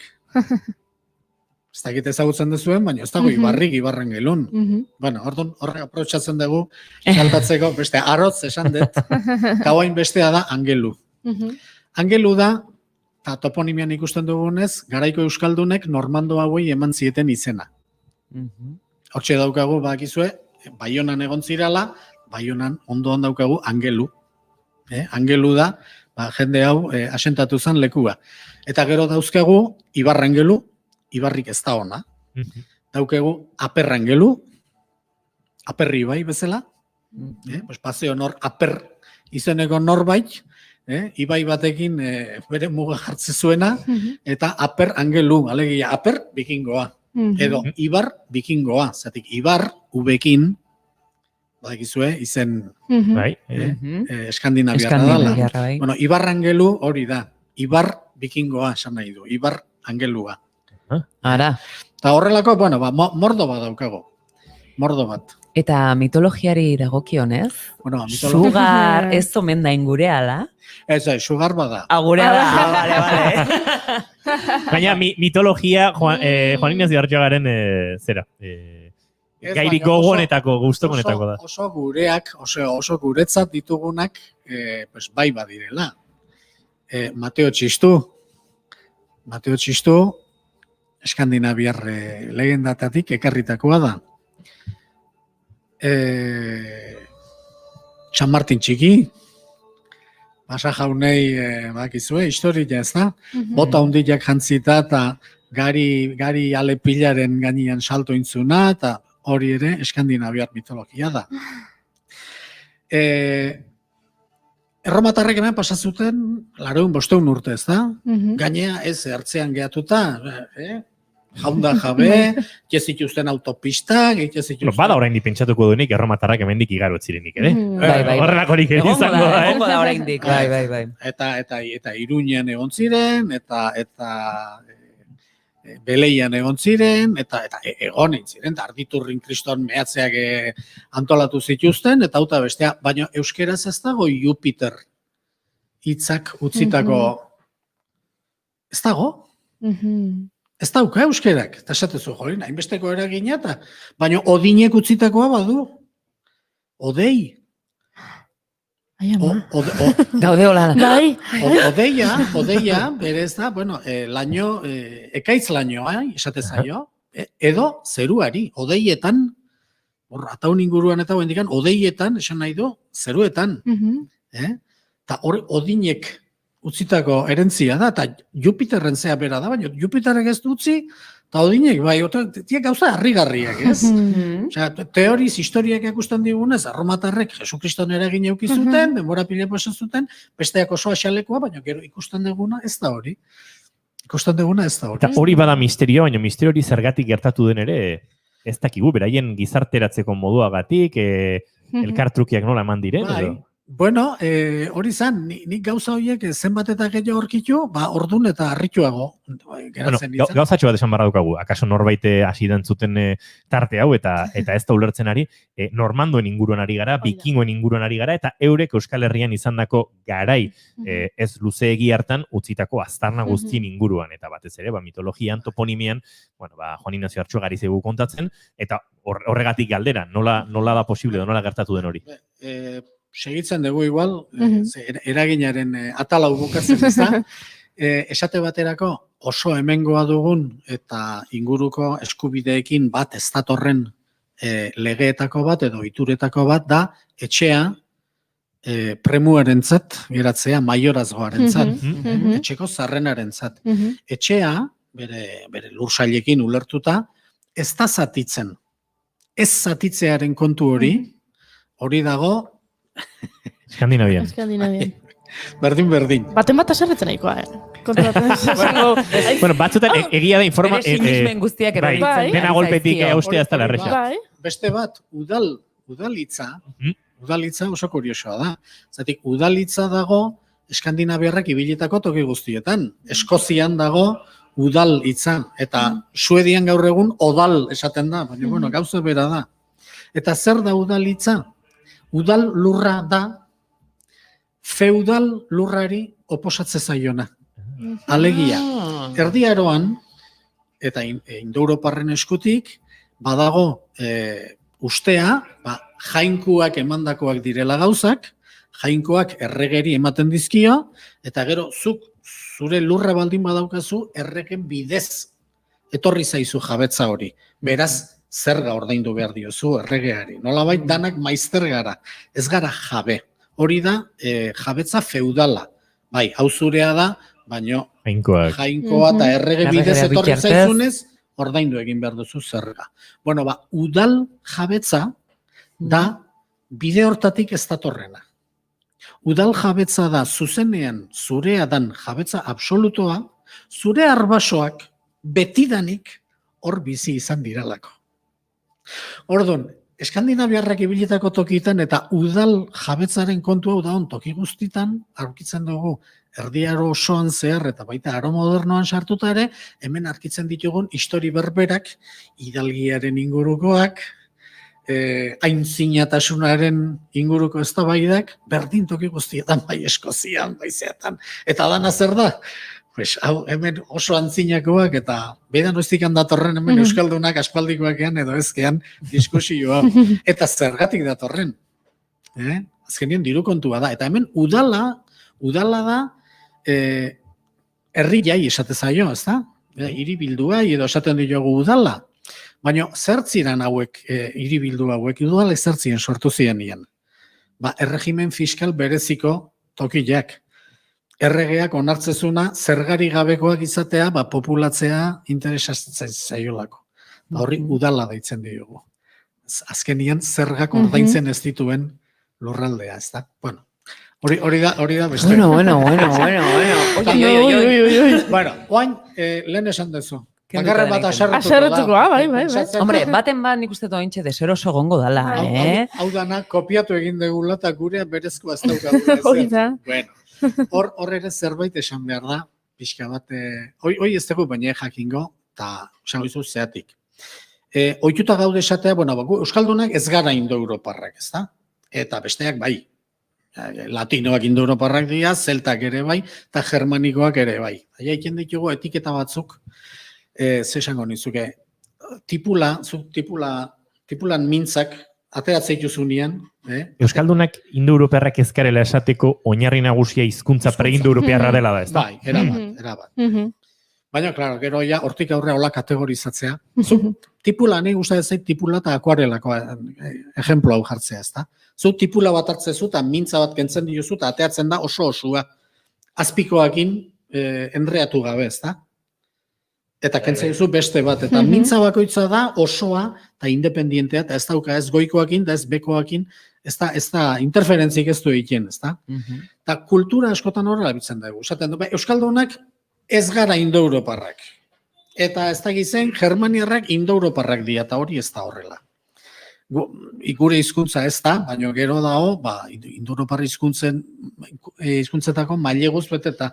Eta gure izaeran ere, hau gehiago da akuarela bat, pentsatu bi kolore bat dituzu akuarelakin, eta gehatzen zaizu, mapa bat bezala, toki batzutan azpikoa gehiago nagusitu da, kolore gehiago eman diozulako, eta gainekoa harinago jarri ezulako, eta bestean alderantzizkoa. Baina protagonismoa ez? Gehatzen zaizu kasuistika oso zabala. Orduan, Europako indo-europarrekin gertatzen dena ulertzeko oso politia da ezaguna dugulako, gure testu ingurukoa dagoelako, Hego Amerikari begiratzea.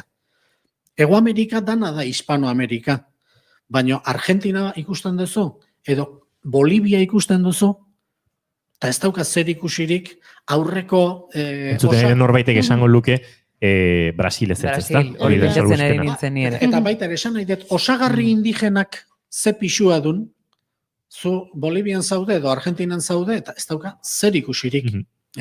Horrek erakusten dizu, Europan berdin gertatzen da.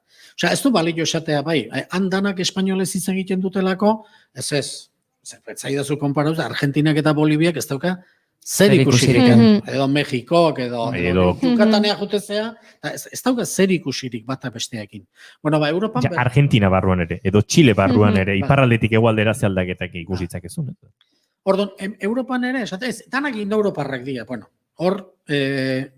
Aztertuta ondo zegertatu dan, zenbat eta gorago, indo-europar geruza hori meago da. Bikingoak, hain goran egon da, bai, hizkuntza germanikoa hitz egiten dute, baina indo-europarren aurretik zegoena eta kidetzen gaituena beraiekin asko da. Horrekin esan nahi du dana, hoiek danak etorri ziranian, ez dakigu zenbateraino gauz hoiek ez zeuden jada hemen. Edo maila askotan, gauza askotan oso kidetuta zeuden.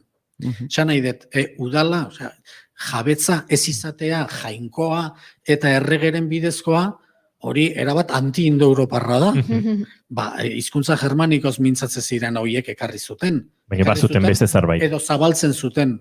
Eta erabat, en fin, eregia bat da, ideologia indo-europarretik begiratuta, ez da. Ordon, haiek zian, etorri ziren haiek, bere kulturan zeuzkaten gauza asko, hemengo indo-europar aurreko geruza horrekin lotuta zeuden. Zenbateraino ja detailean sartuta hau edo bestea, ez dakit, baina agian horregatikan ere ematen du harreman ona izango zutela, kidetuta zeudelako gauza askotan, ez da? Hor, bada joera bat esateko, batez ere ez, Espainialdean edo esaten digute, ze pikingoak zeaten Euskaldun. Bai, baina gehiagotan gazta da zaita. Que vikingo eres, esango luke espainol batek. Es que los vascos sois unos vikingos, ez? Eta ez dakit, ote dugun zerbait vikingoetatik, bueno, zerbait kontatu diguzunaren arabera, izan badaukagu. Horrek ez esan nahi Euskaldunak eta vikingoak gauza bera garenik ez da gutxiagorik ere ez da. Erdiaro hartan, hone etorri zienian, 800 da 1050 urte bitarte hortan, 250 urteko zea bat. Garai hartan, herri germano guztiak, gainerako herri germano guztiak kristautasunera pasata zeuden. Eta hauek ez da zirenik kristauak bakarrik. Oraindikan indo-europar paganismoa ere, esan nahi dut, sugar leheno haitetu dezuen, ez da?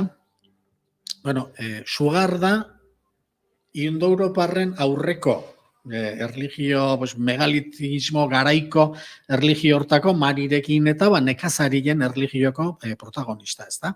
Bueno, Europan garai hartan danak bazuten bere San Jordi, bere San Jorge, edo bere San George, dragoia akabatzen. Bueno, vikingoak drakarrak egiten zituzten garai hartan. Drakariz. Drakarrak, alegia, dragoi itxurako zeak. Haien paganismoa etzan bakarrik kristauaren aurkako paganismoa, neurri batian aurreko geruzako paganismoa, ez da? Eta bere buruari ustat Ibar, hain zuzen ere, Irlandako Ibar erregea, Ibar Angeluri segura asko izan amantzian. Bere buruari Paganissimus Rex. Ona. Deitzezion. Paganissimus Rex. Arro bere haiketziala kristauak, garai hartan.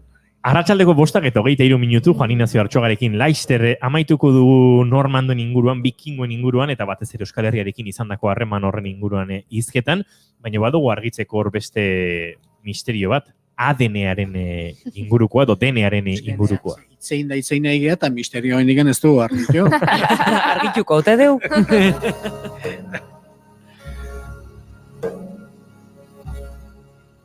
Eta zein daba misterioa? Bueno, joan dan asteko kontua da, beraz. Ezin freskoago, bai. Nola bai da, informazio bat, orain arte esan ditugun bi ezkongaitzeko gauza horiek ezkontzen lagunduko lukeena, ez da? Da, azterketa genetiko bat egin dute, vikingoak ibilitako toki guztietan, baita Eskandinavian bertan, eta baita, hemen ez dut uste egin dutenik, baina bai Irlandan, Eskozian, Inglaterran, gehien ibilizien tokitan, ez da? Eta Frantzian ustete nonbaiten ere bai.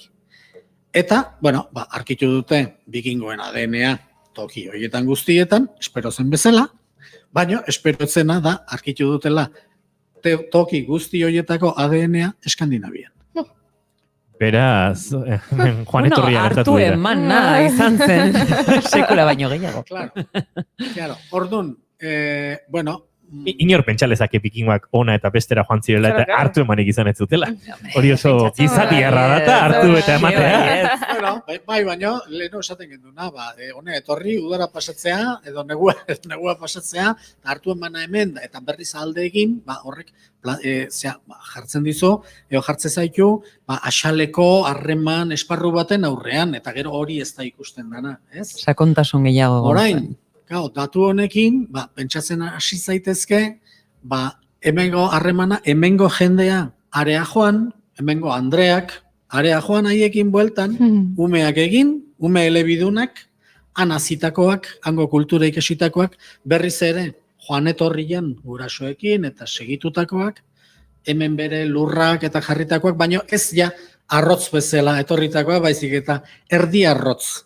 Sasi arrotzak. Eta euskal jatorriko hitzik topatu da bertan? Han? Oraindik ez. Olakorik, Baina adenen kontu honek planteatzen du, niri binepin, oain arte sekula burutikan pasatzen zaidan nezea hau, ezta? Eta da, beste harreman maila bat, mestizaje bat, baino ez mestizaje bat hemen, baizik eta han, eta gero, joan etorri hortan, zatik bestela, kultura bat permeatzea oso zaila da.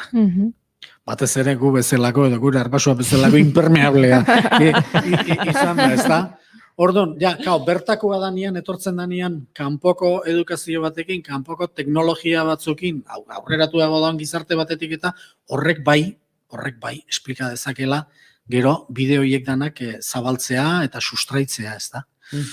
Hortxe uzten dugu. Hortxe utziko dugu, Ez dugu jakingo. Misteria guztiz ez dugu argitu, baina zertxo bait, argi pixkat jarri diogu ilunari. Leheno bagenitun, batere eskontze etzien bi gauza, eta bain badugu, eskontzako modu bat adieraz dezaken esplikazio. Ezkondu ez da egite egingo dire, baina elkarri begiratzen diote. Baita kinona. Juanina Ziartxoaga, mila esker. Eskerrik asko. Urrengo arte. Ondo, jo.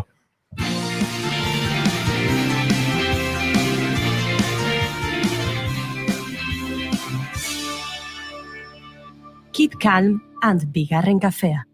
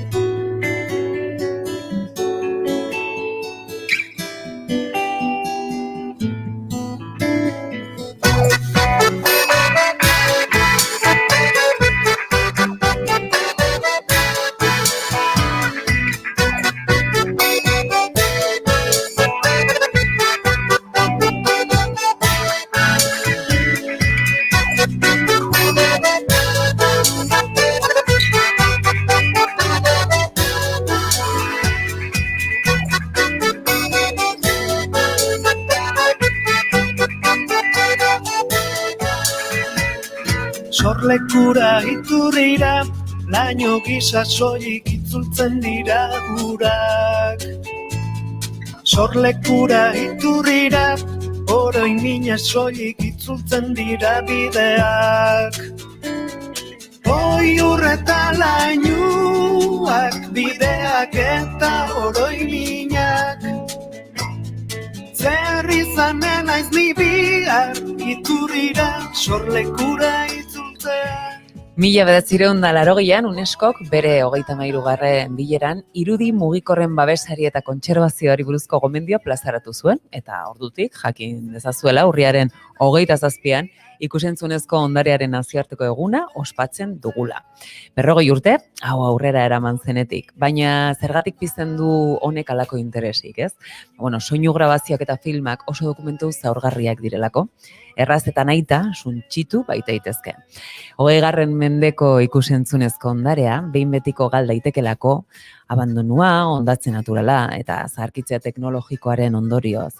Eta hori saiestaldera, gaurko egunean, sentsibilizazio kanpainak bultzatzen dituzte mainguruak, hitzaldiak eta eztabaida publikoak programatuz, mundu guztian zehar.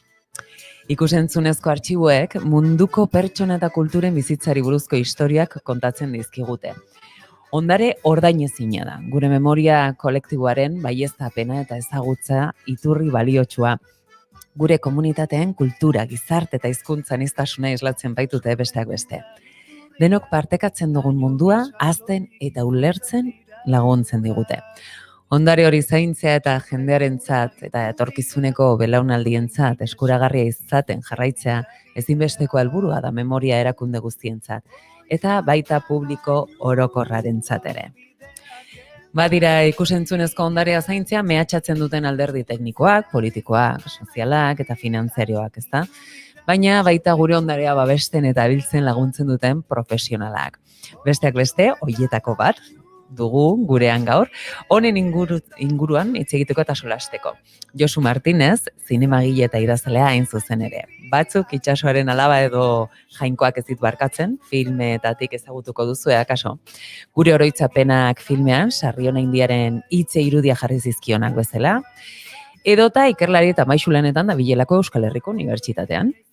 Josu Martinez, Gaztibeltza Films elkartearen parte da, filmen ekoizpena eta banaketa lorrean urteak daramatza elkarte honek, eta martxoan proiektu lerro berri bati ekin zioten Gure irudi galduak titulupean. Eta honen inguruan hitz egingo dugu.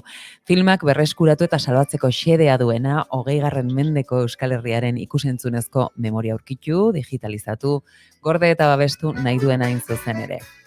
Bueno, dagoeneko telefonaren bestaldean dugu, Josu Martinez, arratsaldeon eta ongi etorri. Bai, arratsaldeon. Bueno, hemen ari ginen ondarearen nazioarteko, ikusentzunezko ondarearen nazioarteko eguna dela, aipatu dugu, lehen ere saioaren sarreran Gure irudi galduak proiektu hau.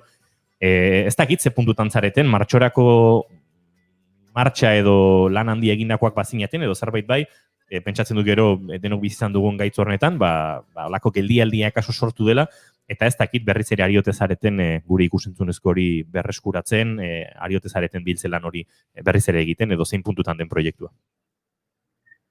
Bai, zuk esaten duzun bezala, zen genuen suerte txarra adiatzeko, orain ez nahi zuzen gogoratzen, baina konfinamentua etorri baino egun batzuk lehenago. Eta, bueno, horrek dena aldrebestu zuen, eta beraz, gero nekez, aurreratu izan dugu asko, baina segiten dugu aurrera, eta gure proiektua, garen helburua da, Ipar Euskal Herriari buruz ziren film amaterra berreskuratzea, eta beti agertzen dira pistak eta holako lanak beti izaten dira epe luzerakoak, askotan pista bat edo aurkitzen duzun zera batek gero fruituak ematen ditu urte batera edo gira, eta bueno, orain eskuartean baitu beste pista batzuk esan fondo oso interesante bat duenak, baina horrek eskatzen du beti jendearekin, eta lan egitea, eta gauzak astiro doaz, eta zoritxarrez egoera honetan astiroago. Josu, zuek Gaztibeltza elkartearekin ekoizpen eta banaketa lanak egin dituzue, aspalditik, eta baina bilketa eta ikerketa lerro berri bat, irikitzen duzu, eta lankidentza interesgarriekin gainera, Jaurlaritzaren kultu ondare saila, Euskal Herriko Unibertsitatearekin, Euskadiko Filmategia eta Elias Kerejeta Zine Eskola ere bertan daude, nola gauzatzen dituzue lankidetza horiek? Bueno, azkenean, helburua da bakoitzak beretik ale bat jartzea, Unibertsitatean irakaslea naiz, Euskadiko Unibertsitatean, eta nire ikerlerroak hortik duaz ere, Euskal historia eta arkeologia filmikoa esaten hori, eta beraz unibertsitateak sustegu zientifikoa ekartzen dugu, non ikerketataldearen bidez. Proiektua Jaurlaritza eta Jaurlaritzaren kultura sustapenerako sailak eta ondare sailak babestua da ekonomikoki, gero filmategian bukatzen dute guk errekuperatzen ditugu filmek, eta hortan lan tekniko osoa, digitalizaziokoa, eta bar, Euskadiko Filmategiak egiten du, haientzako ari gara nolabait izanean. Eta gero bestalde, Elias Kerejeta Zine Eskolarekin, ikasle bakizu hor badela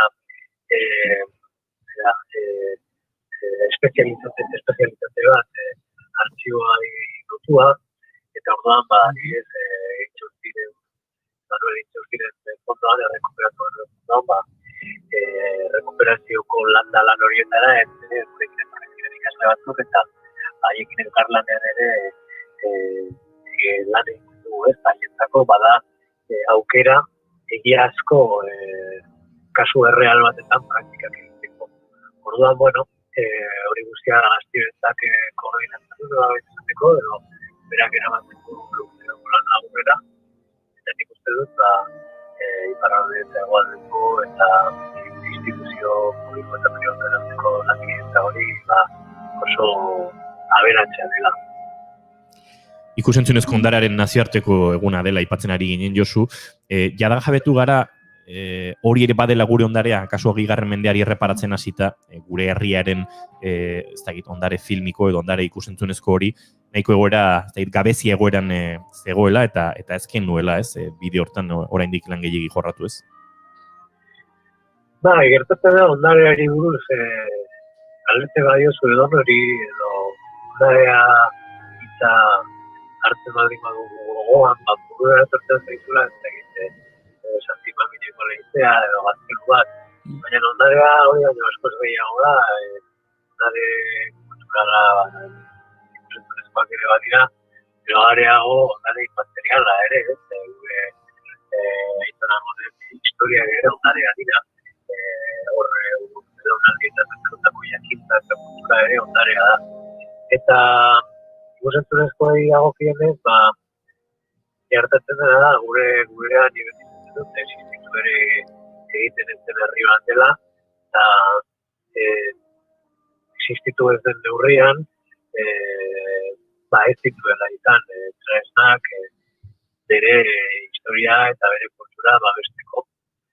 Hala nola, biblioteka nazional bat, edo zinemateka bat, edo beste hainbat. Azkenan egin diren gauzak, egin dira iniziatiba personaletatik, eta gizon eta emakume handiek egindako lan bakartitik. Horrela bildu da ondarea mendeetan gure herrian, eta 20. mendean ere bai. Harik eta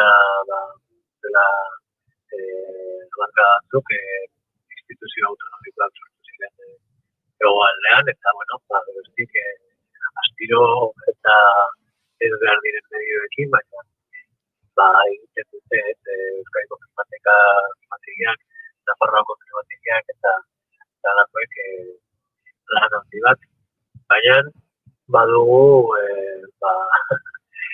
urte asko eta askoetako beranta. Eta horregatik gauza asko galdu dira, eta beste gauza asko galtzeko gehiago daude. Eta batez ere falta dena da ikerketa.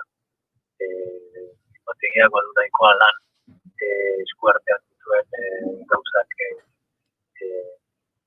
eta digitalizatzen. Eskuartean ez dituenak, bai. Bai, segi. Ez eskuartean ez dituen bila joaiteko, bai. Orduan, horregatik, hortara natorren Project Go. Zu, ez bagaude oker, 2013an gure sorlekua, aurkitu, topatu, bilatu zenuen, eta aurkitu ere, eta lehen da biziko euskal filmetzat dugu, ez? Nola izan zen prozesu hori, hortik jaio alda guztio, oraintxe bertan hitz egiten ari garen guzti hau? Bai, nola edo ni hori doktore tesia egitea nintzela, hastapen batean Euskal Zinema Dokumentalaren historiari buruzko doktore tesia zen, eta ohartu nintzen, zaten ari nintzenaren hildotik, Euskal Herriari buruz ditzatzen ziren Euskal Herrian egindako 20. mendean egindako filmetako asko galduta zeudela. Eta beraz, nekez egin nintzekeen tesi bat ikusi ez egin nintzen filmei buruz. Bade batek esango du liburu eta ez egin daitekela liburuak irakurri gabe, baina eta bizitzeio, eta filmegin gauza dira. Orduan horregatik ez egin zenbat bilatzen. Eta gure sorlekuaren kasuan, aipatu egiten zen filma bat, Euskal Zinemari buruzko liburu batzuetan, baina oso aipapen txikiekin eta erratikoekin. Gaizki aipatua zen, bai izburua, bai egilearen izena, eta bar. Eta hori ikertzen hasi, jakin dituen egiazko datu asko, eta besteak beste filma hori euskaraz filmatua izan zela. Garaiko iparraldeko egunkarietan irakurriz, eta oraindik bizi ziren eta filma hartan parte hartu zuten, edo filma ikusi zuten, jendeak elkarrizketatu. Hola, hasi zen bidaia luze bat, eta ikerketa bidaia luze bat, gero filme bat egin duen horri buruz ere, gure sorrekoaren bila,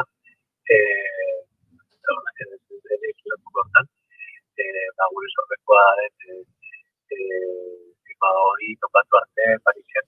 Ez oso horiek zentatu topatu duena, ez versio zinada, eta kopioia ditzen dena, baina, bai hori eta gero segitu dut bide hortan, arkeologia filmoko bide hortan, eta beranduago Parisen aurkitu dut beste filma bat, Euskadi Luis Lumierren filma dena, eta hiru dimensioetan filman relief zeneko teknika batekin bideratzen bat amazaztian.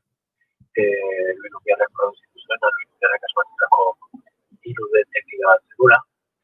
Eta alaxe, bai, alako lanetan egin eta, hori ere joan. Aipatu duzu, Intxausti fondoa, irakurri dugu dagoeneko 189 bobina berreskuratu dituzuela. Ze ikusi daiteke bobina horietan? Ze irudi daude?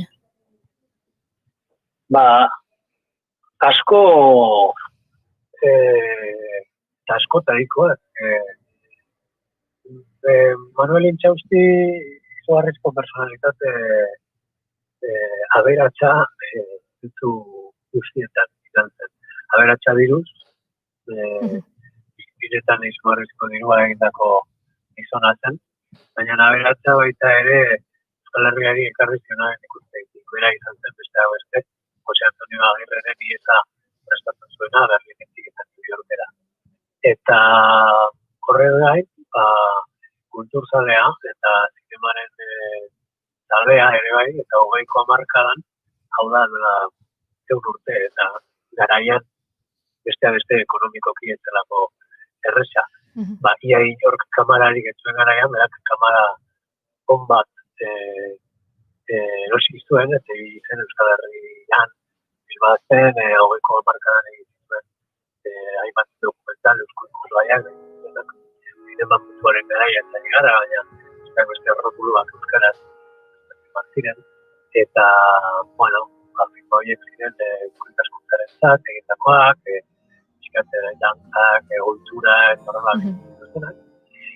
Eta gero, orain arte horiek bakarrik ziren ezagutzen dut, gaiak izateko serie etxo hori. Baina, lehen esaten bezala, batzutan hasia jarri eta urteetara loratzen da, eta nik familiarekin harreman bat egin nuen 2014-2015 banekielako haien etxean oraindik filmaren bat gelditzen zela, ez ezaguna zena, eta, urteetako lanaren ostean, azkenean, agiaz, Ordula Victoren gogoan, hasi genuen jalan bat, filma horiek berreskuratzeko. Eta gure sorpresa izan zen, ez zirela filma bat hori, ez zirela filma asko, 20ko hamarkadatik hasi, eta 60ko hamarkadan arte dikoazenak hienak Manuel Intxaustik egindakoak, baita ere, bere mazteak batzuk, bere seme-alabek, eta orduan filma horietan agertzen da, zure galderari erantzule, kasik esan ezake 20. mendeko Euskal Herriaren arte natural. Bai, geografikoki, gero 26tik aurrera Euskal Herria txiki exiliatu egin direlako, baina personalitate politikoak, kulturalak, gero bidaia asko ere, garaian esatzen dut bezala jente oso aberatsatzen, eta orain ez dut joaten da, ez orain, baina urte bat arte leku exotikoetara oporretan, baina garaian da, eta arkeindako zer nahi bidaia badira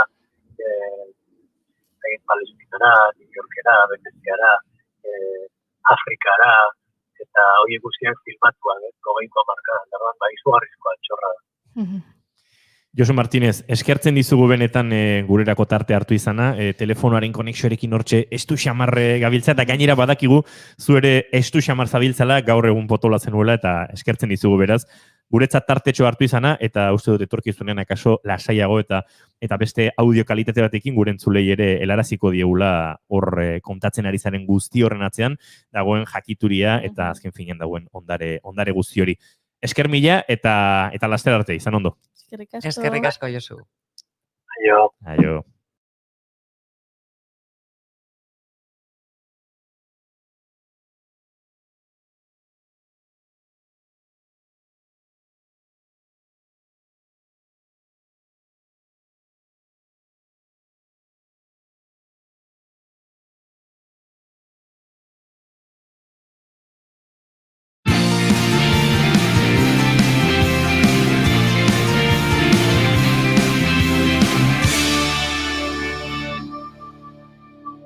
Emaiozu bigarren aukera bat egunari. Naiz irratian, bigarren kafea.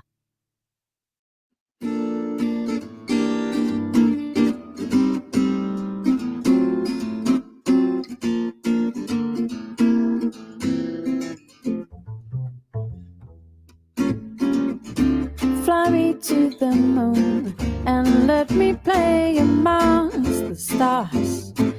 Let me see what spring is like on Jupiter and Nasak baieztatu du ilargian ura dagoela. Gauza derra da hori, ez da? Pozgarria. Beak eta berrien arabera, sateliteak tripulatutako misioetarako giltzarriak izan daitezken izotz erreserba handiak ditu.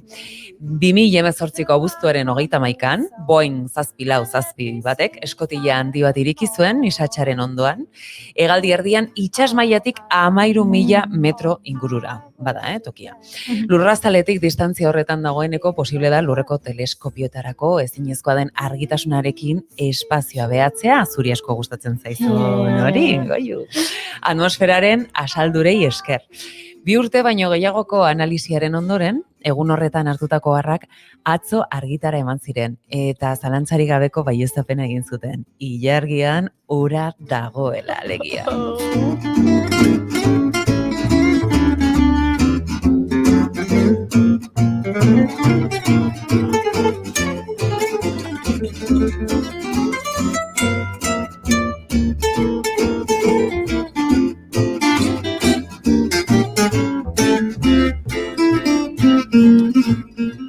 Beste ikerketa batek erakusten du ura satelitearen 40.000 kilometro karratuetan pilatu daitekela. Hau da, Extremaduraren antzeko tamaina duen eremu batean, bai.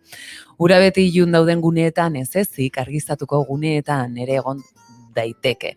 Lurzoruaren aleen artean harrapatuta egongo lirateken ur molekulen moduan.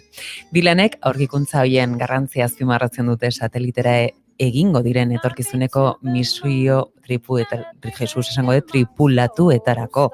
4 urte besterik ez direnean, hasiko da NASAren Artemis misioarekin eta horrek beste mugarri bat markatuko du.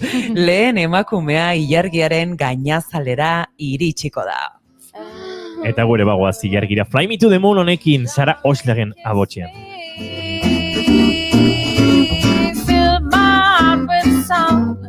And let me sing forevermore.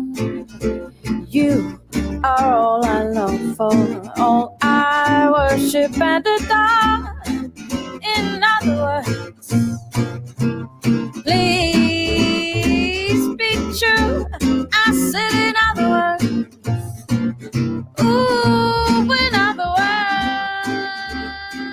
Eta kontatu dugun historia hau labur liteke, literatura giroan, goiuri. Bai. Gari Otamendi Arrietak, komunikazio arduraduna, dantzaria, artistak, berak jarri du Txiolandian mikroipuin bat, entzun. Nago, ilargian aurkitutako ura, ez ote den lurrari begiratzeak eragiten dion negarra. Politxa eta ze triste aldi berean, Bai, nigo ibergaditu naiz. Oso. Bueno, Egon lasai, musika pixkatekin sendatu. Bai, ala. Eta ez edozein kanturekin, ze gaurko saioa amaitzeko kontatu behar dizugu Invisible Touch hau entzuten dugu bitartean, norbaitek antzemango zuen dagoeneko hau. Genesis dela.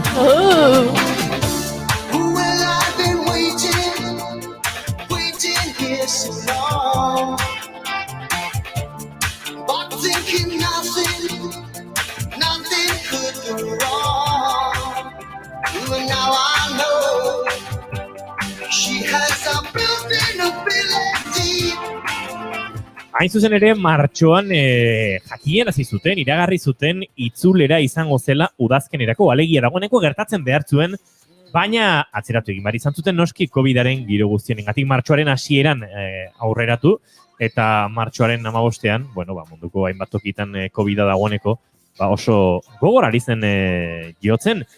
Gaur bertan, baieztatu du Phil Collinsek bere Twitter kontu pertsonalean, entxatzen ari direla dagoeneko Londonen eta Apirilean izango direla berriro bueltan. Gogoratu behar dugu 2007an egin zutela dagoeneko Turn It On Again bira, eta orain The Last Domino, galdera ikurrarekin, izena duen birarekin, elkartuko dira berriro, baina batzuk bakarrik, ze Genesisen historiak ere badu berea.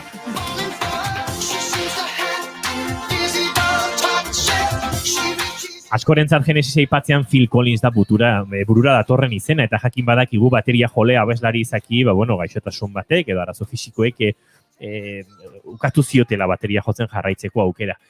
Bere ahotsean eta baterian ari zela lidertza hortan izan ziren taldearen urterik emankorrenak, eta hortxe gainera Genesis, gerora urtetan ezagutu dugun pop rock, nahiko nortasunezko pop rock hortan murgildu zen, baina aurretik bazegoen esperimentaziorako beste bide bat ere. Peter Gabriel handia izan zelako taldearen sortzaileetako bat, tartean hor ziren Tony Banks eta Mike Rutherford, gaur egun teklista eta gitar jole direnak, eta nork lagunduko du Genesis bira berri honetan baterian, Phil Collinsen semeak berak. Nick Collinsek gazte baino gazteago, Rutherford garai batean gitar jole eta baxu jolera izaten zen eta bajuarekin hariko da, Daryl Stuermer izango da gitarran eurekin, eta 14 urte bananduta egon ostean, Genesis bueltan da Nick Collins gaztearekin, eta gainera ikusi izan dugu, 18 urterekin bere aitaren bakarkako bidean ere bateria jotzen, eta badu Phil Collinsen jotzeko eratik asko.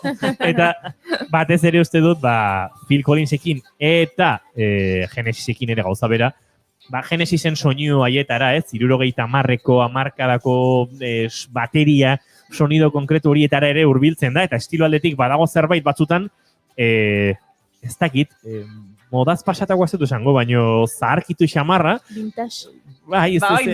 Deni deitzen diogu vintage. Enuen vintage esan nahi, baino gai hortako, ez dakit, breakak eta bateriarekin lan egiterako orduan, bazeuden ez joerak horrela modu batera edo bestera jotzeko, eta hortara hurbiltzen da, beraz, Genesis bueltan izango da, apiriletik aurrera, eta gaur bertan, jakinarazi du. Hain zuzen ere, Phil Collins berak, ez dakit oso Genesis zaleak zareten, edo zu goiuri Phil Collins zalegoa zea. Ez que nik Phil Collins ez autu non. Bai? Pertsona? Ez. Ala. Bai, bigarren kafe hartu zuen. Bai, bat hartu genuen. Ez. Nik Phil Collins lehenengo aldiz entzun nun Tarzan pelikulan. Disneyeko Tarzan pelikulan. Ze beak abeste huerderako bertxion baita. Bai? Hijo de hombre busca y ven. Pues hijo de hombre Collins, batería tocar. Oso, noixe, broma berdina nahi non. Ama! Hau dena pegatzen ari zaigu. Ja, inigo kerik dia hauek, Inigo kerik dia? Ze. Beti, kanpoa. Uste donak ez dula hori esan. Egia da, ardura. Ardura hartu zuen emozio eta zaharren favorez. Boterea, ez lagatu zuen boterea zuen. Osnarketain eta berrua. Ze ondo. Gaurko egonez musikaren historian gauza ederrasko gertatu dira. Ez dakit esaterako gaurko egunez jaio zen Gary Talenti Street Bandeko baxu jolea. Gaurko egunez Bob Dylanek kaleratu zuen, benetan esanguratsu izan zen disko bat, Good As I've Been To You. Eta gaurko egunez, Amy Winehousek, Back to Black. Eta gaurko egunez, Neil Youngen Harvest Moon editatu zen. Baina, entzuten ari zareten gizon honek, Kike Gonzalezek Daikiri Blues diskoa grabatu zuen Nashvilleen eta Brad Jones produktore country, sonido amerikarraren eredu horietako baten zuzendaritzapean, All Perkins bezalako musikariak tartean zituela, eta, bueno, bere referente musikal eta izan direnekin grabatu zuen disko hau, eta azkeneko kantuan, Brad Jones berak lagunduta, Algo me aleja de ti, kantu hau utzi zuen. Eta guk ere... Agurtu bat zaituztegu, zerbaitek urruntzen gaitu zuen handik. Bai, baina ez da maskarilla, ez da musukoa, ez da ordua, Beraz gu beti hemen gaude. Oida, bai, beka, guazen, ze amaiketako, denak etxen. Bueno, eta leno, iguale bai, jaztakigu behatzitako amaiketako, edo noiz. Zekaka. Zekaka, eta hau ez da maravillao, ez da. Pusiste en el crucigrama la P de poema, puñal. Al acabar, dijiste en voz baja, algo me aleja de ti. Beno, bagoaz zuen handik urruntzen gu ere, arratsaldeko 5:57 minutu oraintxe, naiz irratiaren sintonian, bigarren kafearen 80. Agurtu behar dugu harmonika doinu hauekin. Maitena Salinas, placer bat, datorren astera arte. Beti, etxean bezala. Muxo ondia denoi. Goiuri Ezeiza, bihar arte. Izan ondo, hor bazarete, hobe, arratsaldeko 4:00 bihar gauzasko kontatzeko bigarren kafean. Jo.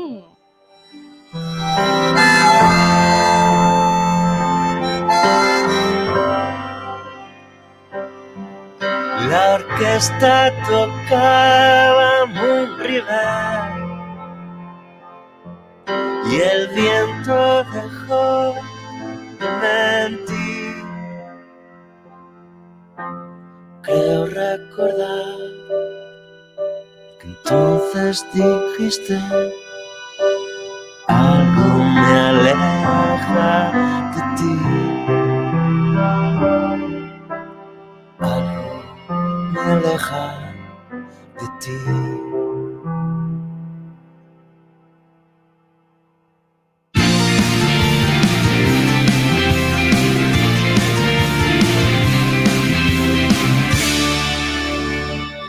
Bigarrenak ez direlako beti okerragoak, bigarren kafea.